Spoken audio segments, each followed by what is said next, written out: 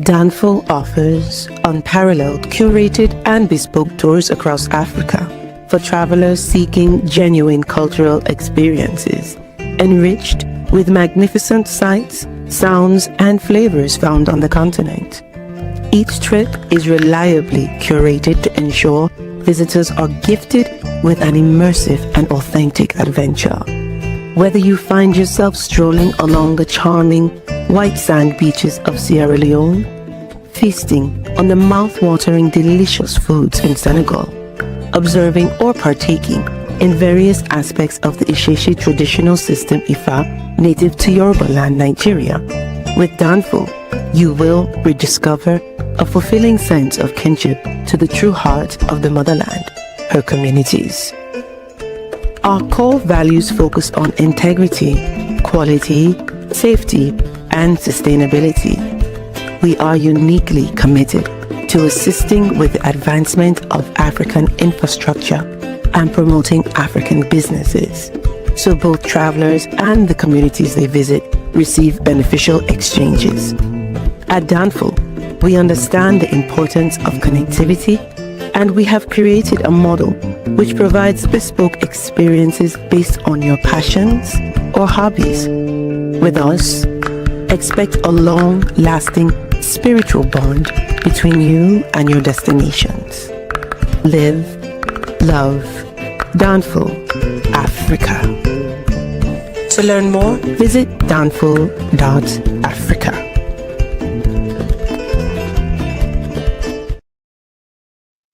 Peace, family. We are live again on this rainy day here in Atlanta, Georgia. A happy happy Juneteenth Eve. Again, happy Juneteenth Eve, y'all. Let's hit that like button. Let's share. Let's subscribe. If you're new, welcome to the family. Let's hit that super chat button as well. Again, let's hit that super chat button as well. All that good stuff. You guys know what to do. A lot of you guys have been here for years. Shout out to Monifa. If Monifa is in the chat, our moderator, who's been with us since like 2017, maybe 2016. Shout out to Monifa. If Monifa is around, go ahead and say hello. Shout out to Daniel Berry Sports Highlight 5851. Shout out to you, my brother. What's up, everybody? Hey, Didi. Shout out to Didi Midday Dimples. Once again, Didi, thank you for the vinyl. I appreciate you. Thank you. Thank you so much. I appreciate your guys' gifts. I really do. So hit that like button, make sure you share, and make sure you subscribe. Got a couple of listen, I'm on the wrong mic, y'all. Hold on. I'm talking on the wrong mic. Give me a second.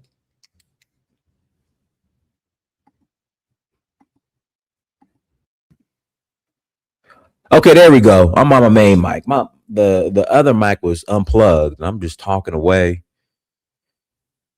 thinking I'm on my main mic, but I'm not. But again, your guys' gifts does not go unnoticed. I appreciate all of y'all. And again, just thank you for being part of Search for Uhuru.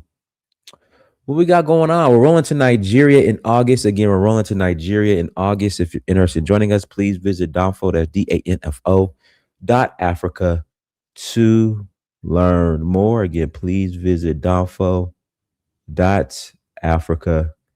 to learn more. Would love to host you all on one of our mini excursions. Again, we'll love to host you all on one of our mini excursions. So please visit Danfo, that's danfo.africa to learn more. The Red Roast East 723. Thank you. And guys, I'm releasing a new book here shortly. Shout out to Fitzgerald Stevens. Fitzgerald has been on me for the past couple of years saying, Dynas, when the next book dropping. You know, he's been on me for a minute now saying Dynas, when the next book dropping. Speaking of books, I need everybody who's watching this. Hold on.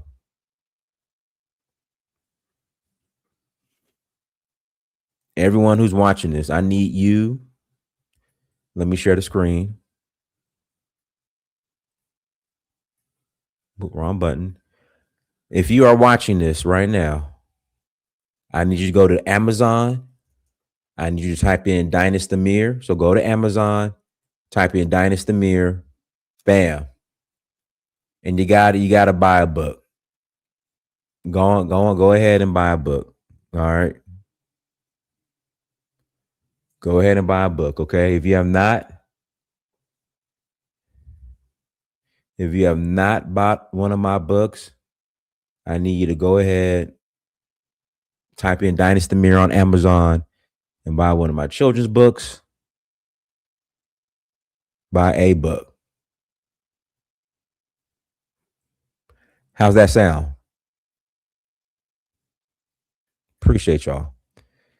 All right. Also, we're rolling to Nigeria in August. Nigeria in August, Zanzibar in September, also Kenya in September as well. Then we're going to Zanzibar in September. I'm sorry. Nigeria, August, Zanzibar in September, Kenya in September as well, Ghana and Ivory Coast in November, as well as Sierra Leone in November. And then we're going to Benin in January. If you're interested in joining, please visit danfo, that's danfo, .africa. Again, please visit danfo, that's danfo .africa to learn more. Without further ado, let's jump into today's topic.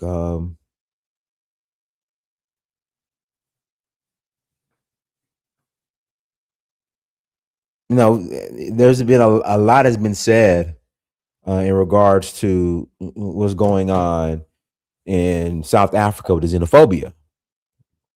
So there's been, and guys, this is my favorite hotel / restaurant in all of Africa, called the Bushman. This is in Abidjan. All right. So when we go to Accra, when we go to Cote d'Ivoire, Ivory Coast, Abidjan, that's part of the Ghana and Ivory Coast experience. So the first half of the trip is going to be in Ghana. The second half is going to be in Ivory Coast. So when we go to Ivory Coast, we are hitting up the Bushman. Okay, this is by far my favorite hotel, my favorite restaurant in all of Africa. I love this place. So this is where we're going.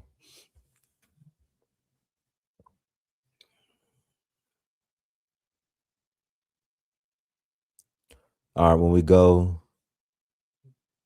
to Africa, when we go to Ivory Coast. All right, so yeah, come and join us. But there's been a lot of focus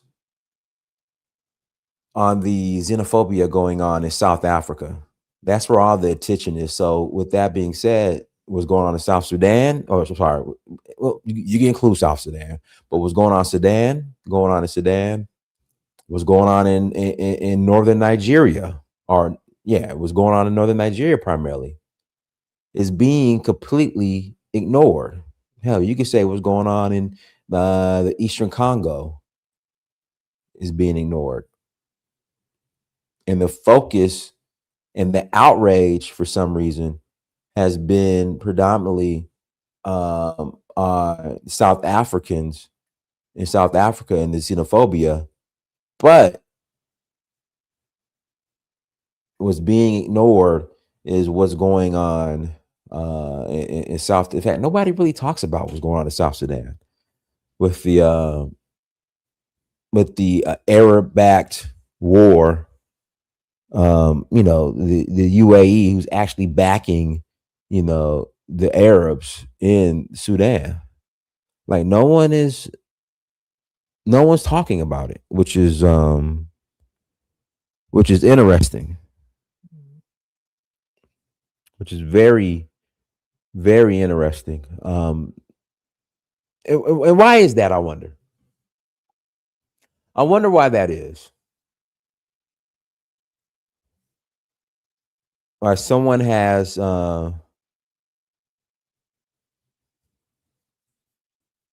it's like somebody just has the majority of the focus on South Africa. I'm gonna play a news clip real quick on what's actually going on in Sudan, so you guys can have an idea for people who don't know.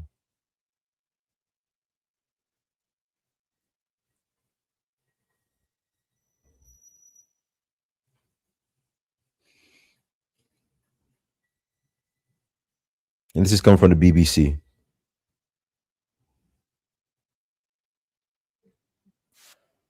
Easy to manipulate. I've spent the past 20 years in all kinds of conflict. A UN fact-finding mission in Sudan has determined that atrocities carried out against non-Arab civilians by the Rapid Support Forces point to genocide. The paramilitary group captured the city of El Fasher in Darfur in late October after an 18-month blockade. The UN mission said the RSF's targeting of members of non-Arab African tribes was brutal and included deliberate efforts to destroy them through mass killings, sexual violence and starvation. I want to speak to Africa correspondent Barbara Plett-Usher. And Barbara, some stark findings in the report. Tell us more about the details that are in there. Yes, well, the report found that the atrocities committed in Al Fasher were not random excesses of war, but they were carried out with a widespread and systematic pattern that was committed according to a plan or policy with knowledge and intent. So they said that the evidence pointed to several hallmarks of genocide, which effectively amounted to deliberate efforts to destroy a targeted population, an ethnic group, by these methods of sexual violence, mass killing, starvation, and so on. And it said that intent is a very important part of the definition of the crime of genocide, and that they had inferred from the actions and how systematic they were, and from the evidence they were able to put together, that that was the intent. They mentioned that the targeted ethnic groups in particular were the Zaghawa and the Fur tribes. Now, these are indigenous African tribes in Darfur, especially in the El Fasher area, and the armed groups that were resisting the RSF attack on El Fasher were largely from the Zaghawa tribe. And so it seems the evidence is pretty clear, actually, that the RSF did not distinguish between the civilians and the armed members of that tribe that they had been fighting. And the conflict is actually, the ethnic part of it is rooted in previous conflicts that have taken place in Darfur between the largely Arab militias that form the backbone of the RSF and the non-Arab constituencies. And Barbara, is there any prospect as a result of this report of any further action from the international community or further help? Tell us where it goes next. Yeah, it's a good question, because we've had all these atrocities reported for some time and there hasn't been any action on the ground really that we have seen. This is going to be presented to the UN in Geneva, the UN Human Rights Council, up for debate. Also, the British Foreign Secretary is addressing the UN Security Council today. She will mention this and really push for accountability. That was part of the mandate of this UN investigative mission. Name the perpetrators as much as you can so they can be held accountable. There are a few names in the report, not many, it has to be said, including the name of the RSF leader, saying that he and others celebrated the fall of El Fasher as an achievement, and called the fighters heroic, that he had actually admitted that some violations took place, that there were investigations undergoing, but had not responded to any questions from the group, from the investigators, as to where things were at with that. The RSF has always denied any allegations of genocide, although it hasn't responded specifically to this one. So some of the things that the investigators propose are sanctions. Now, both sides have been sanctioned, individuals have been sanctioned already, so it's not clear how much difference that would make. They mentioned the fact that there is a flow of weapons coming from outside supporters. Don't go into a great deal of detail about that, but that's a huge factor in the continuing war, and one of the ways that mediators are trying to get to bring a stop to, or at least a truce to it. So all of these things are out there. They're being discussed. There hasn't been any progress so far, and this is one way of trying to push those buttons and push people to make these decisions. And Barbara, in terms of the humanitarian situation, it has been pretty grim for a long time there. Tell us the latest on that. Yeah, so the humanitarian situation in Al Fasher is quite difficult to determine because there's not a lot of information coming from there. A UN team has been inside. From what we understand, there are not that many people there now. So many people fled. There are a number, the number is unclear, hundreds, I think, of people who are detained there by the RSF. Again, information not entirely clear. But there is some work underway to try to get humanitarian aid into the city and especially into the villages around it where many of the people fled. In terms of the overall humanitarian picture, it really depends where you live as to whether you can eat. That's a quote from the International Food Monitors, because the areas where there is active conflict, so that would be in the south central part of the country, and also the areas where the RSF has taken control, which is mostly in the western part of the country, humanitarian situation is dire and famine is spreading in some parts. In the areas where the army has expelled the RSF and is beginning to move back, things are improving somewhat. And there are various reasons for this, including humanitarian workers say bureaucratic obstacles from both sides in terms of getting the food into the conflict areas. Also the security situation. Also the economy has been decimated, the local economy, and it hasn't, especially in the RSF-held controlled areas, hasn't been built up again in any significant way. So there are continued warnings that people are still dying from starvation. Barbara Pletasher, thank you very much indeed for bringing us the latest there. Thank you. I want to speak to Matilda Wu, who's an advocacy manager for the Norwegian Refugee Council in Sudan. Thanks very much indeed for joining us. I wonder if you can just give us a sense of your reaction to the report that we've had. I mean, this report really confirms what this war has been, right? A war of systematic attacks against civilians. It is really new lows in history that we've reached with what happened in Al Fasher. And I'm really afraid that, these were markings on the walls, like the humanitarian organization, the human rights organization. Every single person in Darfur had warned the international community that such level of atrocity could be committed in 2025. And sadly, it unfolded in front of everyone, on everyone's phone, and without, the action from the international community to stop it. So what the report shows is level of atrocities that I've seen in North Darfur. I was there right after the fall of Al.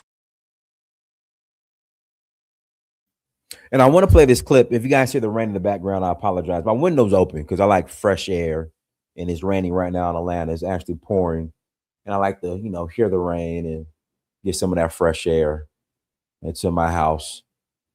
So I apologize if you hear the rain in the background, but I want to play a video on how the UAE is actually funding this, the RSF.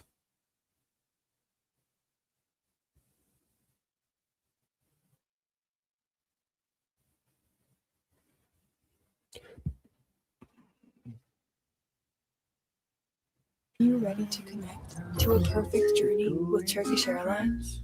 To reach new heights of happiness? Sudan is in the midst of a brutal civil war. It's the world's largest humanitarian crisis. Over 30 million people are in need of aid. More than 150,000 people have died. On one side is the National Army, the Sudanese Armed Forces. On the other, a paramilitary group, the Rapid Support Forces.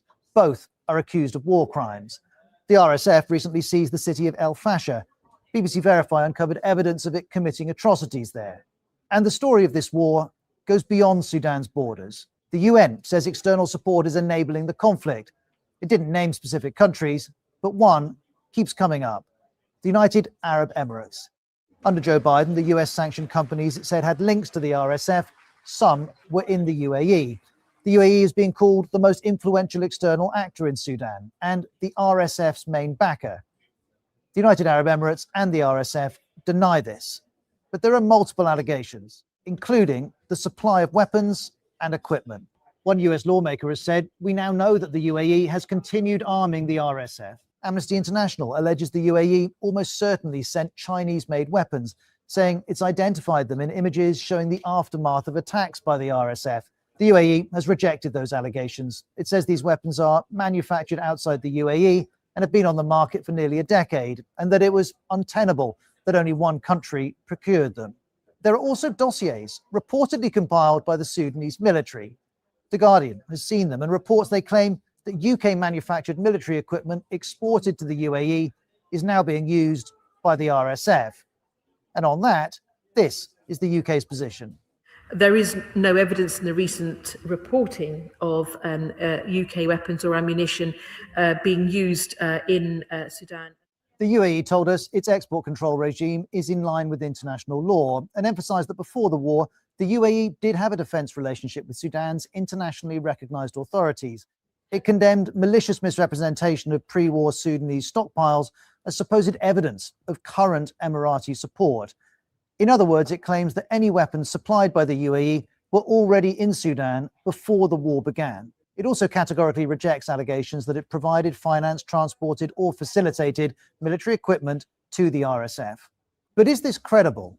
One think tank notes the denials are despite mounting evidence to the contrary. And this war has changed. The RSF's ability to project power has increased significantly over the course of the conflict. The UAE stands accused of helping with weapons and with mercenaries too. Last year it was reported that over 300 Colombians were fighting for the RSF and that they went to the UAE, then Libya, then Sudan. BBC Verifies confirmed videos of mercenaries. These gunmen in El Fasher are in RSF positions. And in this video, BBC Monitoring confirms Spanish phrases specific to Colombia can be heard. We can't confirm where in Sudan this is. This month, the Trump administration urged external actors to cease providing financial and military support. The US Treasury sanctioned a network it accuses of recruiting Colombians for the RSF. One of the individuals, a retired Colombian military officer, is based in the UAE. All of this raises more questions. We know that the mercenaries themselves have moved physically through the United Arab Emirates, and it's difficult to imagine that that could take place without the knowledge of the government. The UAE told us anyone providing operational support to an armed non-state actor would be doing so without state authorization, in violation of Emirati law. The US has also talked about countries that are allowing their territory to be used to provide assistance to the RSF. And there are a number of routes in to Sudan. Libya offers one. Flight tracking experts say cargo planes from the UAE have been landing there. We don't know their cargo. We do know the warlord Khalifa Haftar controls this part of Libya. He's widely suspected of supporting the RSF, which he denies, and of being backed by the UAE, which it denies. Somalia offers another route into Sudan. The Sudanese army claims mercenaries have flown there en route from the UAE to the war. And then there's Chad. Reuters documented at least 86 cargo flights from the UAE to Chad. One expert reviewing a video of crates from the planes told Reuters the contents were highly probably ammunition. Hey guys, links in the chat room. If you want to call in and add to the conversation, you're more than welcome to call in and add to the convo. Once again, link is in the chat room. Or weapons. The UAE told us these flights form part of a humanitarian air bridge carrying aid for Sudan, including in support of a UAE field hospital near the border. The denials are unequivocal, but there are reasons the UAE would pay close attention to Sudan. The UAE is the second largest gold trading hub in the world, and Chatham House notes in recent years, most of Sudan's gold has ended up in the UAE. Also, access to Sudan's Red Sea coastline has strategic value. It sits on an important shipping route. And there's the UAE's long-term opposition to political Islam in the region. Until 2019, Sudan was led by the autocrat Omar al-Bashir. Sudan's army has been accused of working with some of the Islamist groups that backed Bashir, which it denies. However true or disputed that contention is, the idea of a SAF-led government in Sudan is a fairly unpalatable position for the Emiratis. Go ahead, Em. Thank you, sir. I was thinking about it. The topic of the discussion is people are more concerned with xenophobia than genocide in not Senegal, but Sudan. And I think that has a lot to do with the fact that Africans probably don't see the Sudanese as African. They perhaps see them as Arabs, because we look at what happened with Gaddafi in Libya, how Gaddafi did everything he could to help African countries, or he did something to help African countries. I think he was the president of the African Union. He was working to try to get them a currency that's backed by their natural resources. I just saw something today about how they tapped into this ancient water reservoir underground, and it was able to supply their people with like fresh water, and they could have expanded that beyond the continent or to other parts of the continent to supply fresh water that's tapped underground. And when the American government under a Kenyan named Barack Obama took out Gaddafi, the rest of the African nations did nothing about it. They let that happen. They didn't get together. And even when Trump, he threatened to take Greenland, we saw that all or most of the European nations got together and said, if you do that, we're gonna come against you. The African Union could have at least bluffed and said, you know, if you proceed with your attack on Libya, you're gonna have to deal with everybody. But they did nothing. So that lets me know that I think Africans as a whole are more concerned with their tribes than there are with other Africans or the concerns of other Africans. We saw that with Rwanda when they did their genocide. The rest of the Africans sat back and did nothing. We see that what happened to the Americans in Liberia when they did the genocide against them. The rest of the Africans sat back and did nothing. And and then usually, like what happened with the xenophobia in South Africa, I call them the big two or the big three: Nigerians, Ghanaians, and South Africans. If something happens to one of those nations, the whole world is going to know, because Ghanaians and particularly Nigerians has billionaires. They have some of the richest people on earth, and plus they have this massive population, and they have infiltrated media apparatus all over the earth, so they're able to get their message across. But I don't think Sudanese have the same impact or the influence as the Nigerians or the South Africans to make their concerns known. Because, okay, the South Africans is punching people in the face, and that seems like the whole world is like made aware of that. But we see videos of the Arabs killing whole villages in Sudan, and nothing. No discussion, no talk, nothing. Like they don't even care anything about it.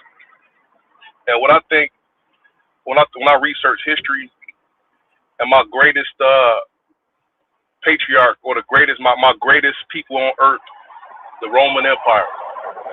If that happened in the Roman Empire, they will come to you that same day, wipe you out. Like Justinian, when the Vandals conquered Carthage, I think 500 some AD, he sent the army to wipe them out. Said go shut that down. But the African nations, I don't even think they're even concerned about other Africans unless it's people of their own tribe, you know. I think that tribalism is their Achilles heel.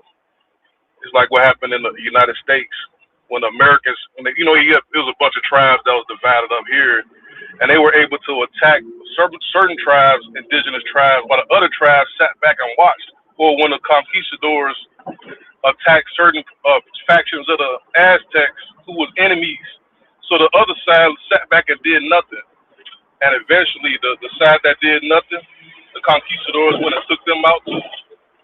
So I think the Africans should get together and put an end to this genocide in Sudan, and put an end to the slave trade that's going on in Libya.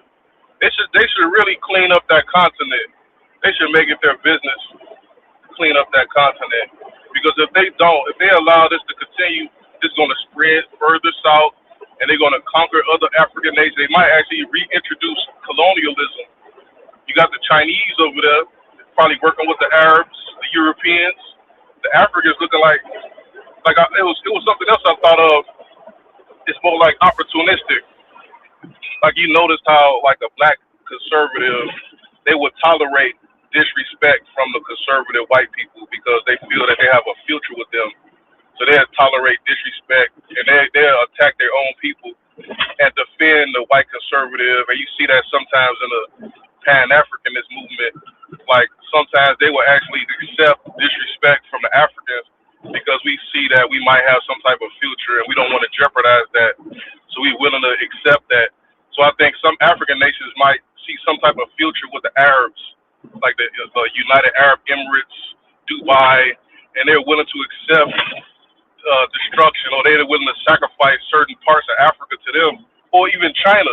They're willing to accept disrespect from the Chinese people that come to their country because they feel that they might have some type of connection or some type of benefit from China, major, or the mainland China. So I think that dynamic might exist, that they're willing to accept domination from Arabs because they see some type of future or some type of benefit. Or even in America, you see sometimes the African will talk greasy, or they'll be honest with the Black American, right? They'll say, okay, y'all ain't got no power, y'all don't got nothing, but they're not willing to say that about the white man because I think they feel that they have a future or some type of future benefit with white people in America. I don't think they see any type of future benefit with us, so they're willing to throw us under the bus, and they're not quick to throw the white people under the bus because they feel that that's the key to their future or salvation. So I see those type of dynamics at play as far as why they don't want to talk about the genocide in Sudan, yet they want to talk about the xenophobia that's happening to the big two, the Ghanaians and the, what you call them, Nigerians in South Africa, because they have like this influence and this power and this money.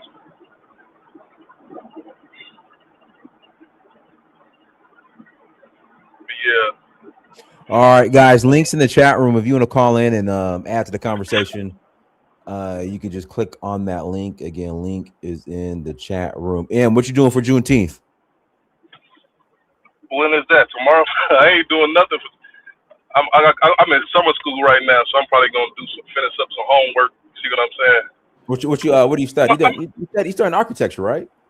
Yeah, I'm studying architecture. I'm thinking like, because you know we have Gary, Indiana. I live close to that. Plus, we see a lot of cities, like even part of Chicago, that is a boom in architecture because they done destroyed so many neighborhoods. So shit! How do you feel about the new? How do you feel about the new Obama library? I mean, they just opened that up. I think it's ugly. Like, he got a white man to design. He could have got a black architect to do that. You see what I'm saying? He could have got an African to do that because you got African architects. It's just some type of primitive geometric shape. I mean, it's good, but at the same time, it's across the street from this high school called Hyde Park High School, right? Hyde Park High School looks like a Greek temple with these columns. They call them orders, like they got Doric orders. You could argue that this high school looks better than that Obama Center. You see what I'm saying? But I think they could have did a better job with the design work. Well, they could have got some students that study architecture and got them to do some input. So I think it's a waste of money. It's not like compelling. It's not something to remember. You know, he should have put that. I mean, it's good that it's where it is, but they say it's causing gentrification. It's causing the prices to go up in the neighborhood. But I think it could have been more spectacular. It could have, you got some temples in Mali that look better than that. You see, they could have got some of them to do it. You see what I'm saying? Mm-hmm. Yeah. Go ahead, Taraka. I don't think the Obama Center is that bad. Yeah, it could have been a little bit better, but I really don't think it's that bad. You know, as a lover of architecture, and what type of architecture are you studying? Well, I'm just in the beginning stages, so we're dealing with studying Revit. We do like residential structures. My last project, we did a mass timber 9-story building. So we're dealing with residential, commercial, and not industrial yet, but just residential, commercial architecture. But when I want to get into, I want to really focus on residential architecture, houses and apartment complexes. But what I mean is, are you going to go for like the same old, or are you going to incorporate African type along with modern architecture? I don't know if I was necessarily say African type. I'm thinking like every people should have their own style. So I might try to develop a particular style. But I do like the architecture in the Burkina Faso and the Mali. I think that's probably the best looking structures in the world, especially the organic shapes of their houses. You know, they got it's smooth curvatures. Like a lot of Europeans steal a lot of the architecture in West Africa. That's where they get most of it from, including modern architecture. Yeah, they get a lot of inspiration from West Yeah, Africa. They from plagiarize it. I'm like, y'all stole that from Mali. yeah, Stole that from Mali, from Nigeria, from all over Africa, Uganda, Cameroon, you name it. Yeah, history, architecture. We touched on African architecture as one of the chapters it deals with American architecture. Actually, did you know that the ball game was started by the people in North America? All ball games like football, soccer, all of that was invented in North America by the mound builders. So he touched on the mound builders. Oh, they invented the ball games. That was just part of the curriculum. You see what I'm saying? It's just trivia knowledge. But I'm saying I don't want to be a plagiarist and look at ancient civilizations and steal their style. I might get inspired by some of their styles. Let me read this super chat. Mr. Sandman. Hey, Mr. Sandman, I've been calling you, Mr. Sandman. I've been calling you. And I text you. Thank you for 499 holla. The Romans are Italians and they can't stand us. They call us eggplants. I don't know what that means. But let me finish up. As far as yeah, as far as the genocide, yeah, you know, backed somewhat by America, but you know, the United Arab Emirates are the main people in their dynasty. Yeah. Yeah. They're the one who's supplying the weapons and so forth. They stealing their gold. So I wish Iran would have fucking destroyed the hell out of them. I'm telling you. I truly wish that they ended that imitation society, because they're responsible for a lot of atrocities in Africa. They act like they're not, and they invested in all that, but that's not true. You see, so they are the main culprit. All right, and hopefully, they come to their goddamn senses and realize that this shit is coming from the outside. But it's real bad. It's real bad. And you're right. Not enough concentration on Africa. I mean, on Sudan. Not enough concentration on Sudan. It needs to be more. An intervention force should be sent there. African intervention force, because it's real bad. It's way worse than what people even think. Way worse. You know. But I'll leave it like that for now. All right. Africa, go ahead. Yeah, greetings for everyone, chat and on the panel. I hope everyone is well this evening. Yeah, I will start with Sudan, right? Sudan, there's a proxy going on in Sudan, okay? Based on all evidence, we know the RSF, this is evidential. The RSF was trained and funded by the Wagner. Okay, that's the Russian. If you watch the documentary about Blood Gold, it will actually explain exactly what's going on in Sudan. And the problem we have in Africa is that our leaders are traitors. They're dumb. They've got low IQ. The African Union is weak. We have no power. We have no leverage. The reality is the Russians have been taking advantage of Sudan for a long time. Russia has been using the gold in Sudan to fund the war in Ukraine. There are areas, if you speak to people from Sudan, they will explain this to you. There are areas in Sudan. Africa, you are completely wrong. I just finished talking about United Arab Emirates that everybody acknowledged, including the African Union. Also, I agree. United Arab Emirates is also behind it, 100%. Not also behind it. They're the one who's behind it. How Russia get into this? I don't know if you know this, but Wagner, RSF is a Wagner-trained militia. You better go back to the drawing board, bro. No, 100%. It's not. This is way before. It's a known fact. This has been this is something that is old before this problem in the Sahel. I'm telling you, bro. I've been following it for a long time. The RSF is a Wagner militia, 100%. There's no question about it. the blood gold in Sudan. Where you got that from? CNN and the BBC? No, but the West also, they're all behind this. That's what I said is a proxy. This is not one angle, okay? So why would the West join with Russia? When it comes to Africa, these people will join. Oh, join come on, come on, dude, stop. Come on, Africa, man, stop. Okay. Stop. Well, America is not joining nothing with Russia. Stop it. Okay, I know you find it hard to believe right now. It's not finding it hard to believe, bro. It's not. I'm not finding it hard to believe. It's just facts. You're not speaking the facts. Okay. All right. So the United Arab Emirates is a corridor for the illicit gold, to the west and to Russia. It is a corridor. It's a proxy. They basically been used. Okay, they have been used to exploit Africa. They will use the jihadists. They've been used to train jihadists and all these terrorists in the region, to cause mayhem so they could come in and get their hand in our resources. This is just a fact. Okay. And then you have. You're wrong, but good. Okay, no problem. So you have time will tell. You have the United Arab Emirates. We all know. Okay.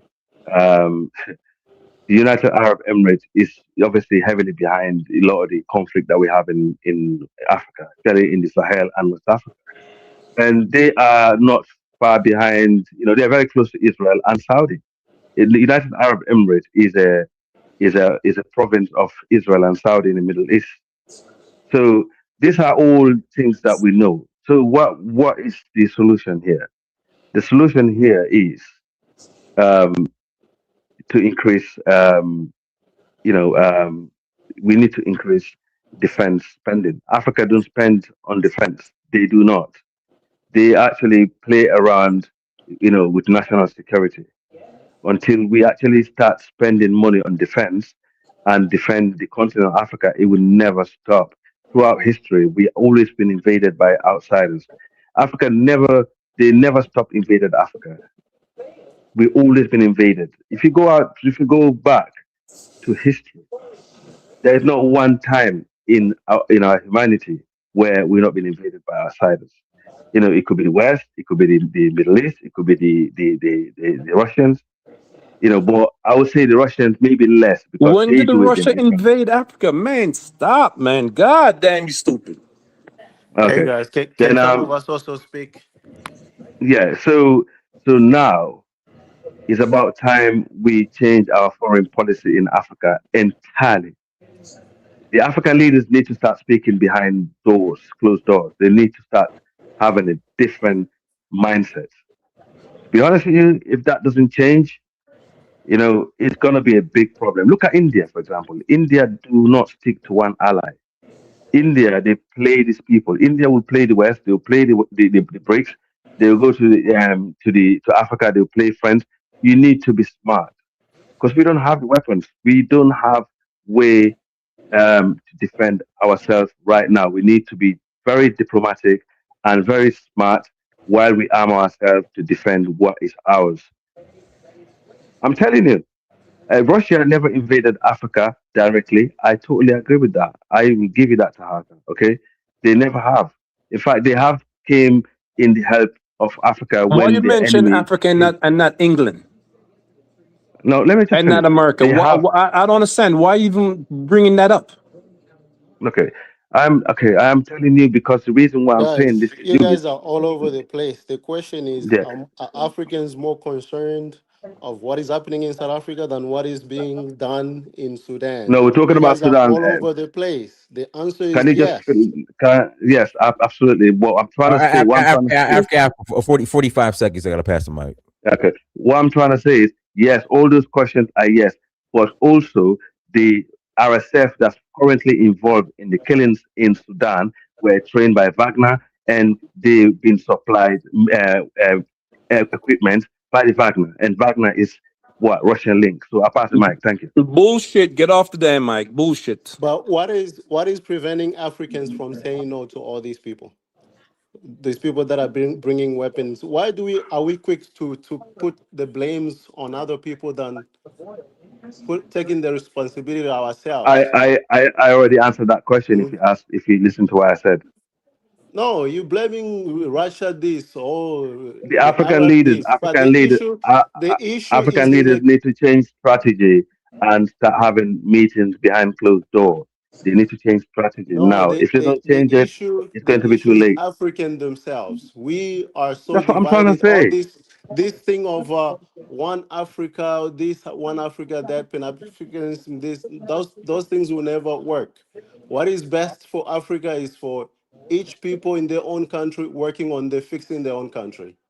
That's what we will help Africa. All this Pan-Africanism and all this won't work. That can't work because they Africans, use each country to play off each Africans, other. Africans Exactly. hate each other. Nah, Africans hate each other. nah, shit, man, get off the line, bro. No, we're not, Shocker. We're not doing that today. Let the man finish. Go ahead. Yeah, please. Yeah. No, you see, these are the kinds of. This is why the continent is the way it is. It's because of people like this. You don't want to hear the truth. That's not a You truth, see, bro. it is the truth. That's not a truth. That's not a truth. If They those play Sudanese off each other. listen, They use the countries listen. with each other. No, if those people in those They countries play off say each no, other. They use the countries to play off All each right, other. You're an idiot. Let him finish, and we're not gonna do that. We're not gonna start the name calling today. Let him finish. Go ahead. if those Idiots people are name say calling, bro. Yes, it is. That's not a name calling, man. That's let men. Yeah, guys, but you're influencing people, bro. Just chill. let's be civilized, one person at a time, please. Go ahead, GQ. If those people in those countries said no to all those people who are trying to invade their country and bringing weapons to kill their own brothers, if they say no, would they be forced to do it? That's where the issue lies. Africans are so greedy; they're ready to sacrifice their own families for peanuts. That's the issue in Africa. We are more concerned about what the South Africans are doing. All they're doing is telling people to go and fix the country, and it blows up all over the internet. But the most important issue where villages are being wiped out. Look what is happening in the Congo.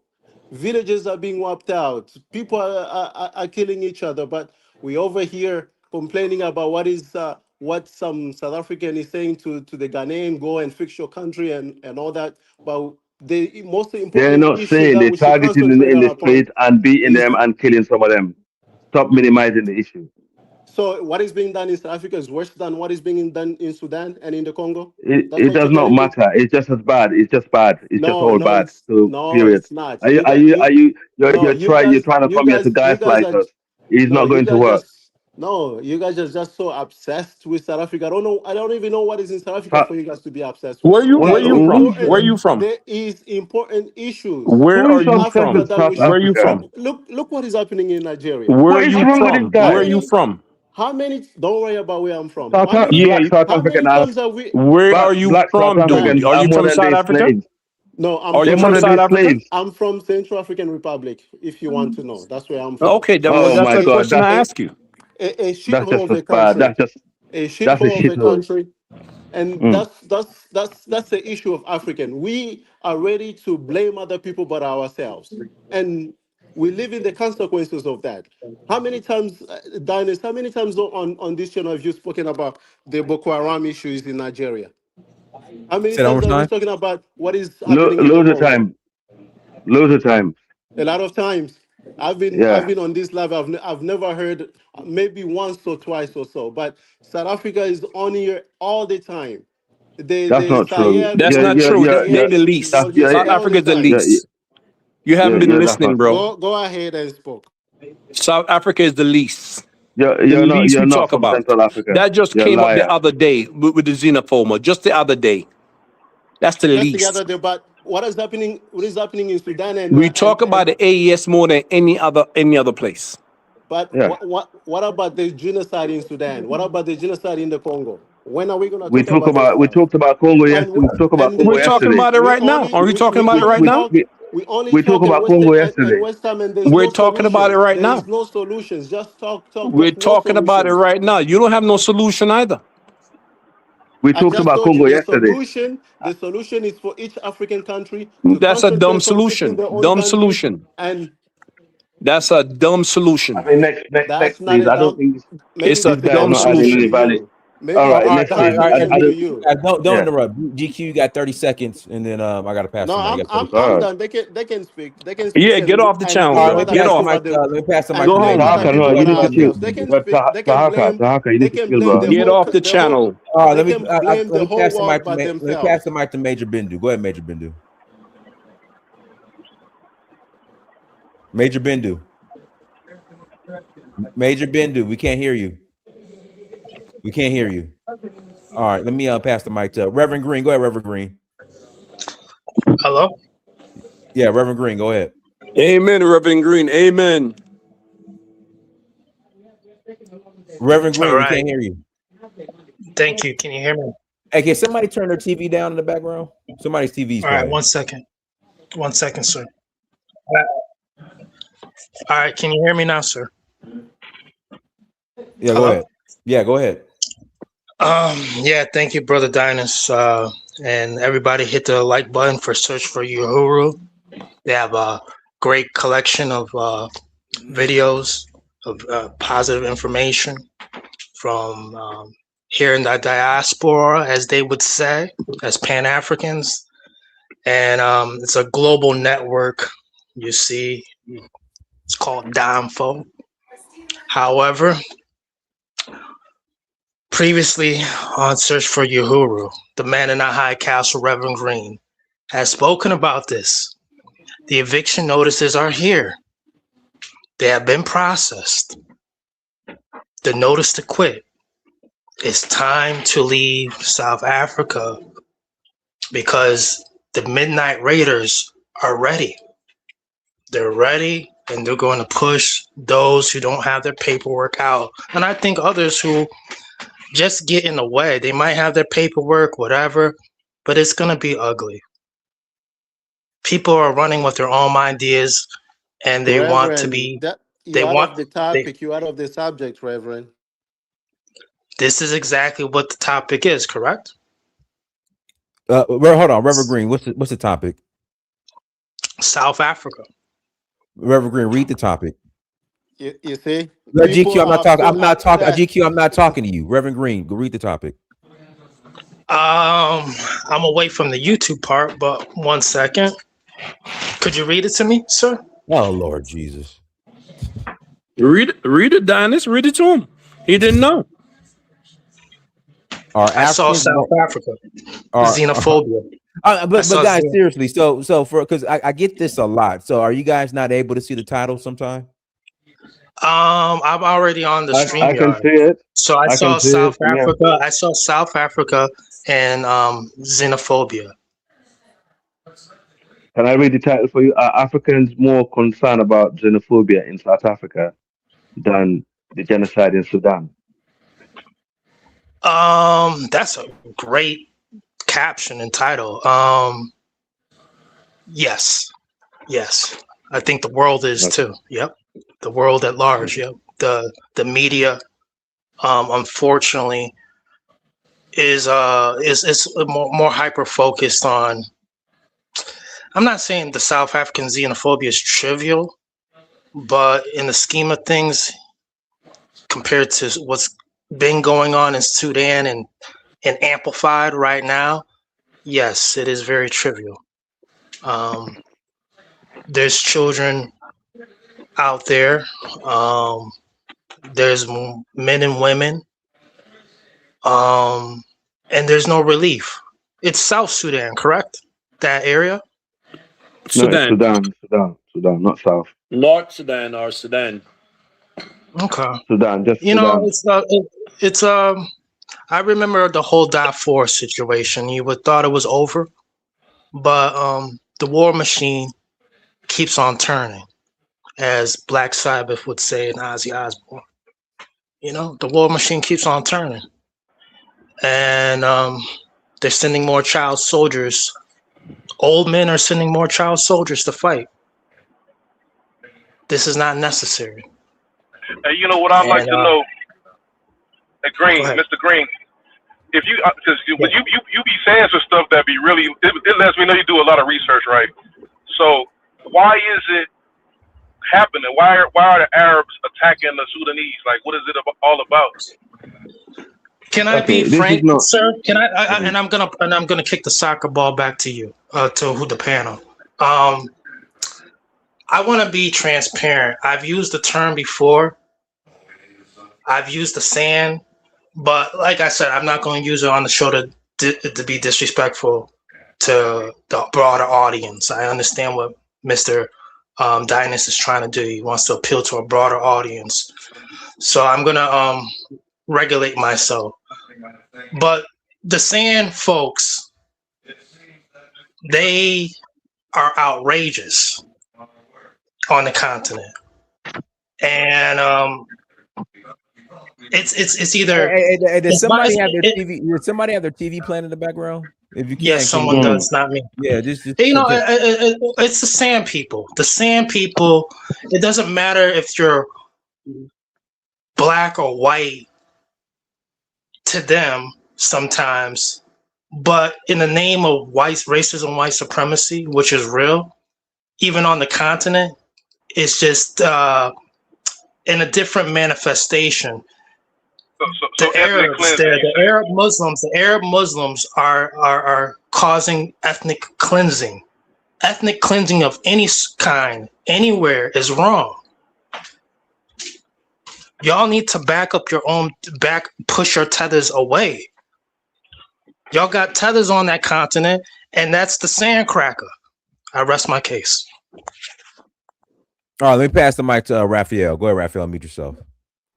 Hey, good evening, Dennis. I don't really have anything to say. I agree with the guy that spoke before. I mean, a lot of black people have smoke for other black people, but when it comes to Sunni Muslims, they don't do anything. They just cry, beg, and move on with their life. No, I appreciate you. I mean, also, go ahead, I'm sorry. Go ahead. There are also videos. If you look on if you look on Instagram, there are videos of people being sold in Libya right now, like Somalians, Eritreans, Nigerians. But you don't hear anything from the Nigerians. You don't hear anything from the Somalians, and you don't hear anything from the Eritrean people protesting or anything. But they protest in South Africa against South Africans. I don't understand. Are you South African? No, I'm Surinamese. Why does everyone have to be South African? None of your effing business, bro. I didn't ask you nothing. I was born in the Netherlands, so I'm actually from South America, but I was born in the Netherlands. The only person who could really stop all this right now would be President Trump. Iran is also sort of in some way they sort of help. I won't say that they help Africans, but because they put pressure on those Arab nations, so the UAE and some of those other nations that that fund terrorism. Qatar, for example, Qatar and all those other places that fund.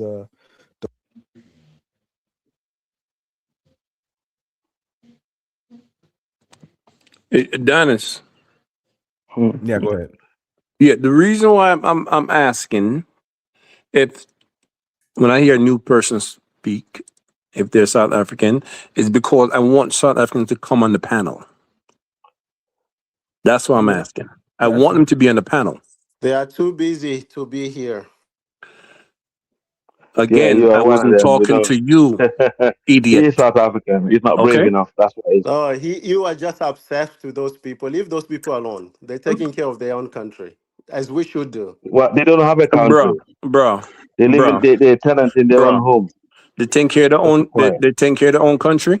You own your own land. Can all of us, all agree to one thing? Anyway, there's a lady here that waiting to speak. Let the lady. Yeah. Go ahead, V.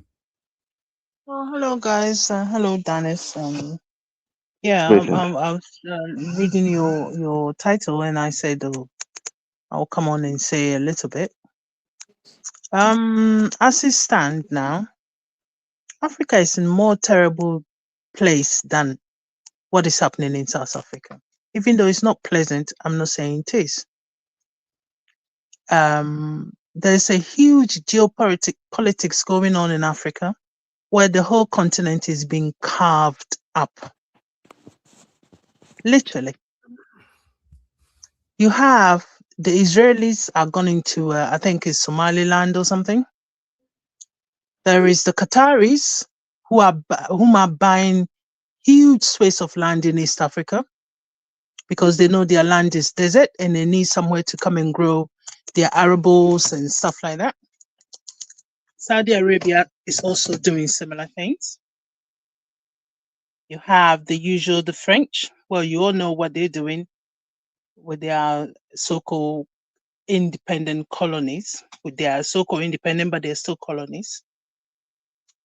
You have the huge, terrible situation going on in the Congo, where Paul Kagame is heavily implicated, looking for land to grab, especially where the mineral resources are. That's why the war is going on there.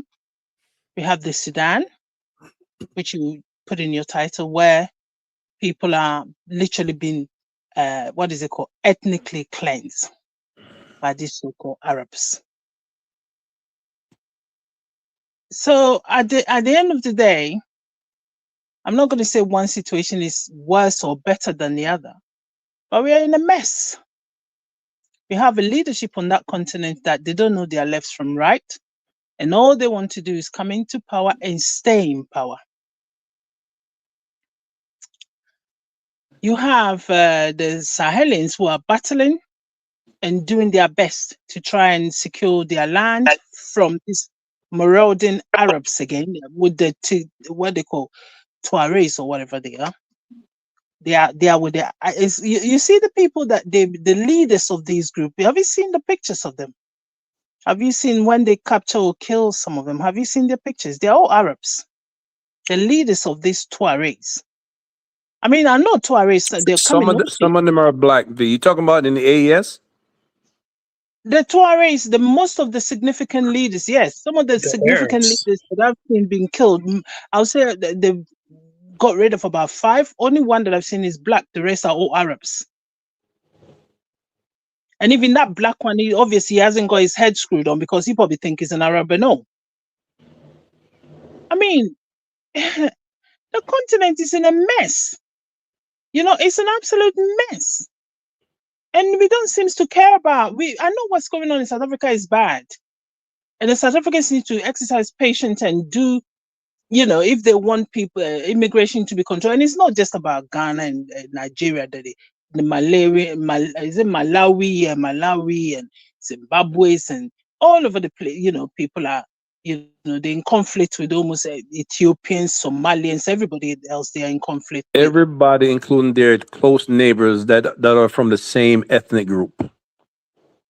I don't know if they are in conflict with the people from the same ethnic group, though, but they're in conflict with people from Yes, certain countries. Zimbabwe have ethnic group from South Africa. So is No, Zimbabwe Namibia, does not. Namibia does. Only Botswana.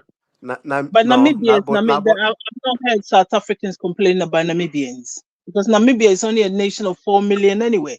And also Namibia, their land, about 80%, or is it about something like that? I'm not sure if it's 80%, but White a owned. huge is controlled by the colonizers. So what I mean, what are we talking about here? What exactly is going on over in that continent? We should talk about our leaders. You know, they're the one causing this trouble. The weak, pathetic leaders we have on that continent, they're weak and pathetic. All of them? Most of them.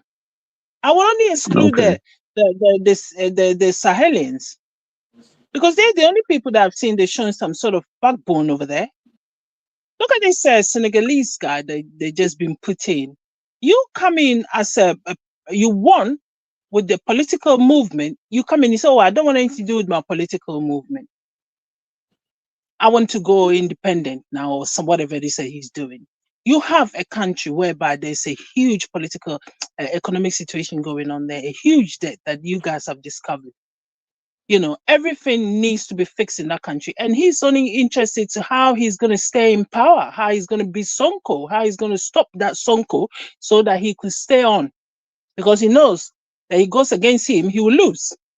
You know, so he's going to do everything within his power. And is that why the Senegalese voted for him to go and sit in the presidency, use his power to try and stop his opponent, the opponent that he has created himself?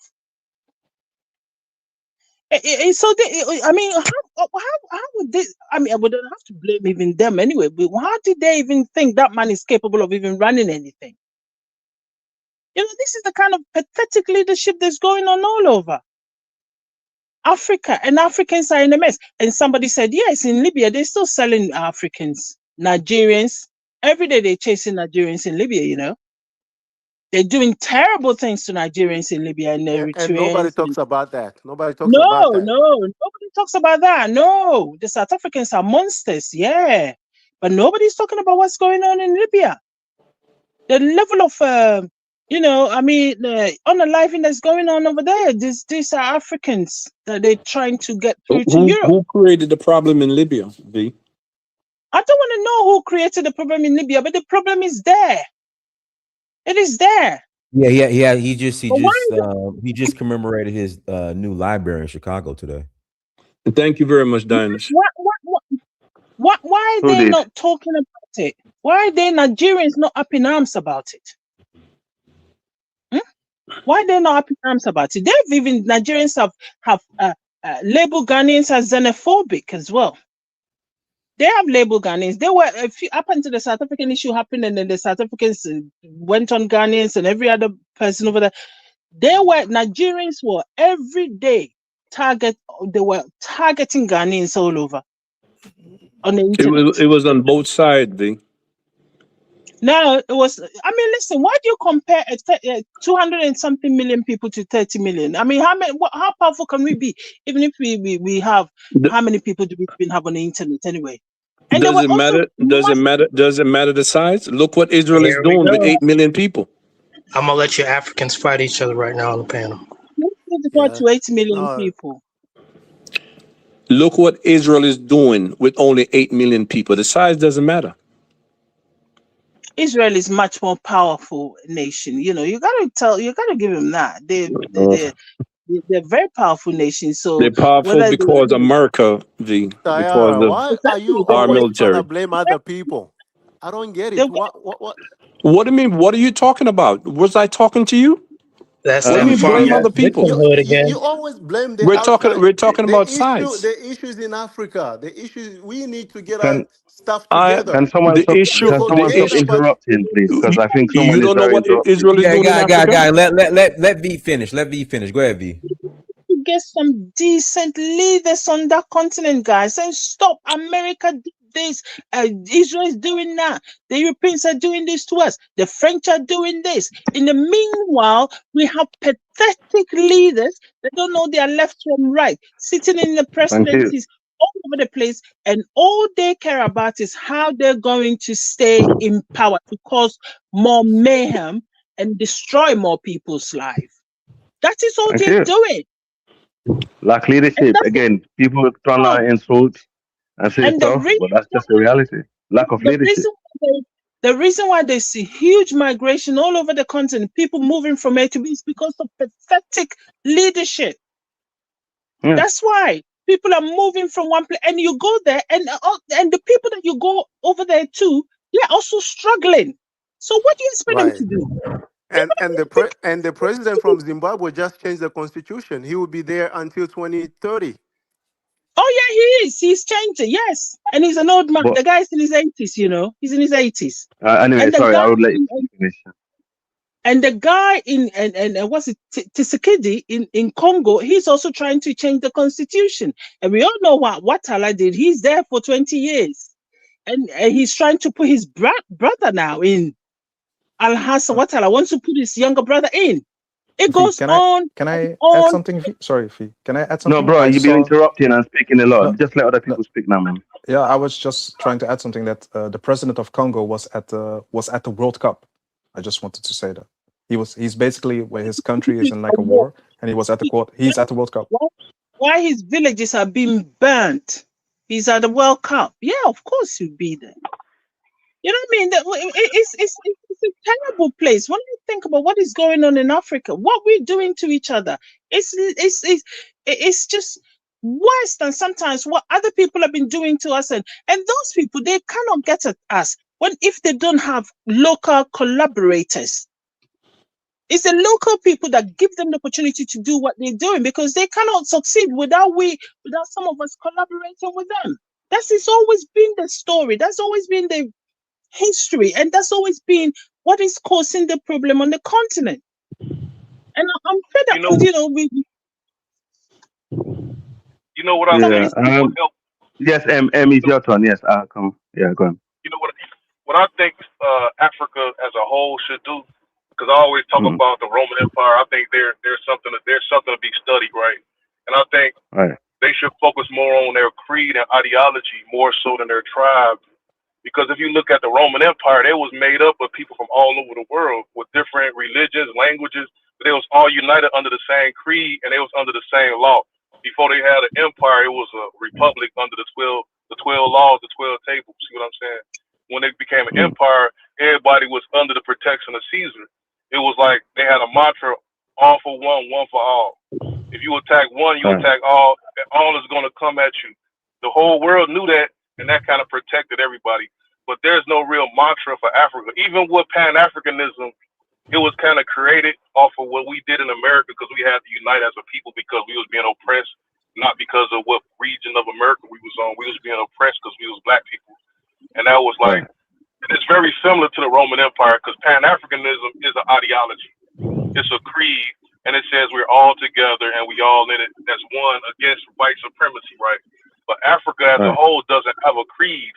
It's not like if you attack this country, the whole continent is going to come at you with full force. Or it's not like if one part of the continent is suffering, everybody else is going to put on to help them with their tragedy or whatever issue they got going on.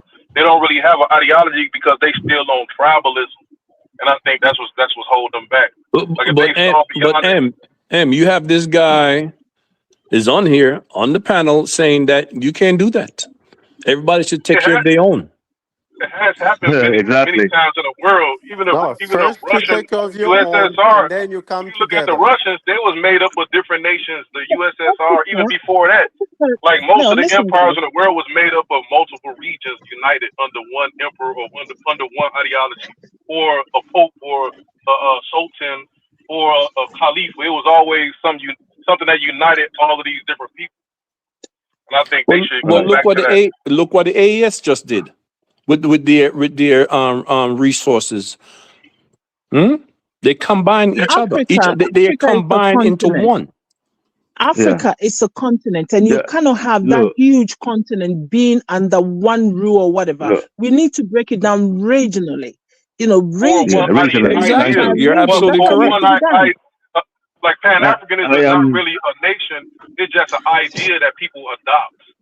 Do you know why Pan-Africanism right now is not effective on the continent and anywhere else?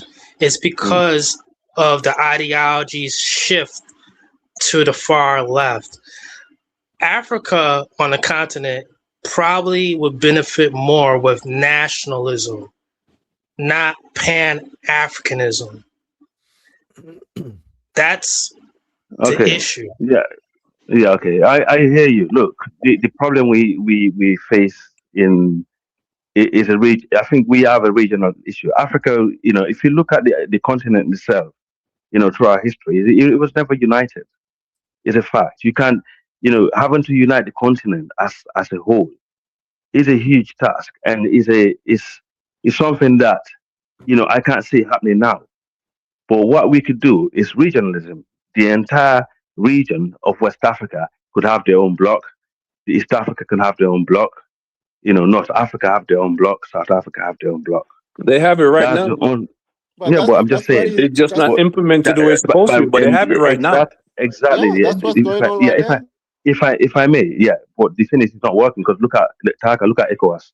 Okay, so it's not working, and so we're missing out on right now. Also, we are entering a new stage of scramble for Africa, and people might want to drag us to go to drag the topic to go somewhere else. It's a tribal base, yes, religious base, yes, ideology base, yes, but the outside the problem is also we need to add the problem that's coming from outside. I read it here the other day, a UK well-known UK newspaper. They said the UK is missing out on the new scramble of Africa. Why is there not for us to understand? Our leaders read newspapers every day. Are you Are sure? they actually, do they have, yes, as the paper is there. It's there. Are you sure they're really up to date with the current situation that's going on the continent? They must be. They must be. Look, these people are busy begging, coming to Europe and America, begging for aid, begging for money, and begging them. Look, when I finish my 100-year leadership, please let me back in Europe so I can have my houses that the houses that I bought, the wealth that I stole, so I can have it in the bank, and so my great great grandchildren will enjoy the rest of the money. That's what it's about. And man, Africa. Yeah. The Roman Empire had a similar situation. So what did Julius Caesar do? He did what Tridori did. Took him out and made himself the emperor. Sometimes you got to go in there and take power from the people that's squandering the power. Yeah, well, this is what's happening. This is why we have schools in West Africa, and this is why I brought the system of Mansa and Farmer. It's not new. People sit there and think. Listen, people think what's going on in the AES is something new. They don't. These people don't read as ancient African history. It's a very ancient thing. What these guys are doing in the AES now in West Africa, it's been going on for a long time. Some of our leaders who rule the people badly, they was kicked out. They was kicked out by Yeah, warriors. but We had listen, warrior no, clans. Yeah. Africa. Listen, what is happening now is, now the bad leaders, they've got really powerful government behind them, so it'd be impossible to kick them out. The bad leaders. Let me just use West Africa as an example. Al-Hassan Ouattara's got the French behind him. Benin, they've got the French, and Nigeria behind them. So, and Ghana, they've got the Americans there. What's the other places? So Hey, did you see the Ivory Coast president is trying to get close to the AES? You saw that this week? well, I heard some news. I heard some news about that, and to me, I would look at that man with a huge suspicion. As they say, if the devil invites you to the table, make sure you go with a very long spoon. I don't trust him. That man has been he's a French stooge. If you look at his history, right, the man was groomed in France. He schooled in France. When he was schooling in France, he used to go under the nationality of Burkina, and at some point he switched because I think he's got mixed parentage. Some like the usual story that you have a parent from one nation and a parent from the other nation. So he then became a French Ivorian citizen. That was one dispute that they were having with him, but he said he was a Ivorian citizen at that time. And he was groomed in France. He worked for the IMF, I think the IMF and the World Bank and all those big financial institutions. He was literally plucked from France to come to Ivoria to make sure that Gbagbo, who was then making a lot of noise about trying to get away from the CFA, that currency that the French are so eager to hold on to, that they brought him in. And when the guy came in, he said there was an electoral dispute, and all of a sudden there was a northern rebels where they were fighting all the way from the north, and with the French backing, they removed Gbagbo. They bombed the Ivorian palace, the presidential palace. The French did that. So he had French backing. Even it is said that his wife was even sort of an arranged marriage by the French for him. So this is how groomed this man is. And Hey, since V, he's can I been ask you a question? Mm-hmm.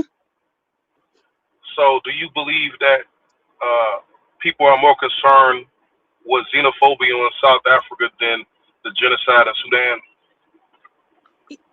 We should be concerned with the xenophobic attack, yes, but we are more concerned with those things than talking about what is happening in Sudan, which is equally as terrible. And they've been suffering long. Equally? You bugging, man. Wait. Equally, What's going on really, in equally. what's going on? What's going on in Sudan is obviously genocide, okay? And Are what's you going on in mad? Sudan is genocide, and that Right. genocide that's Obviously, going it on in is Sudan, genocide. uh, It is. yeah. So that genocide that been going on in Sudan has been going on in that region for hundreds and hundreds of years. Okay, they've been using these tactics for a long time. But that's why I said earlier, and people not listening. If you look at Egypt, we all know, yeah, we all know majority of the people who used to live in the southern Egypt, right? These were majority dark skinned black people. And they got pushed down, they got pushed down, they got pushed down. If you look at Morocco, the same thing. Those that used to live in Morocco, they used to be dark skinned people. They got pushed down, they got pushed down. And you look at Mauritania today, it's mainly light skinned people there. No, actually, there are majority black people in Mauritania, but the light skin have taken over and imposed themselves. So the problem is where do we start? I mean, who to blame for this?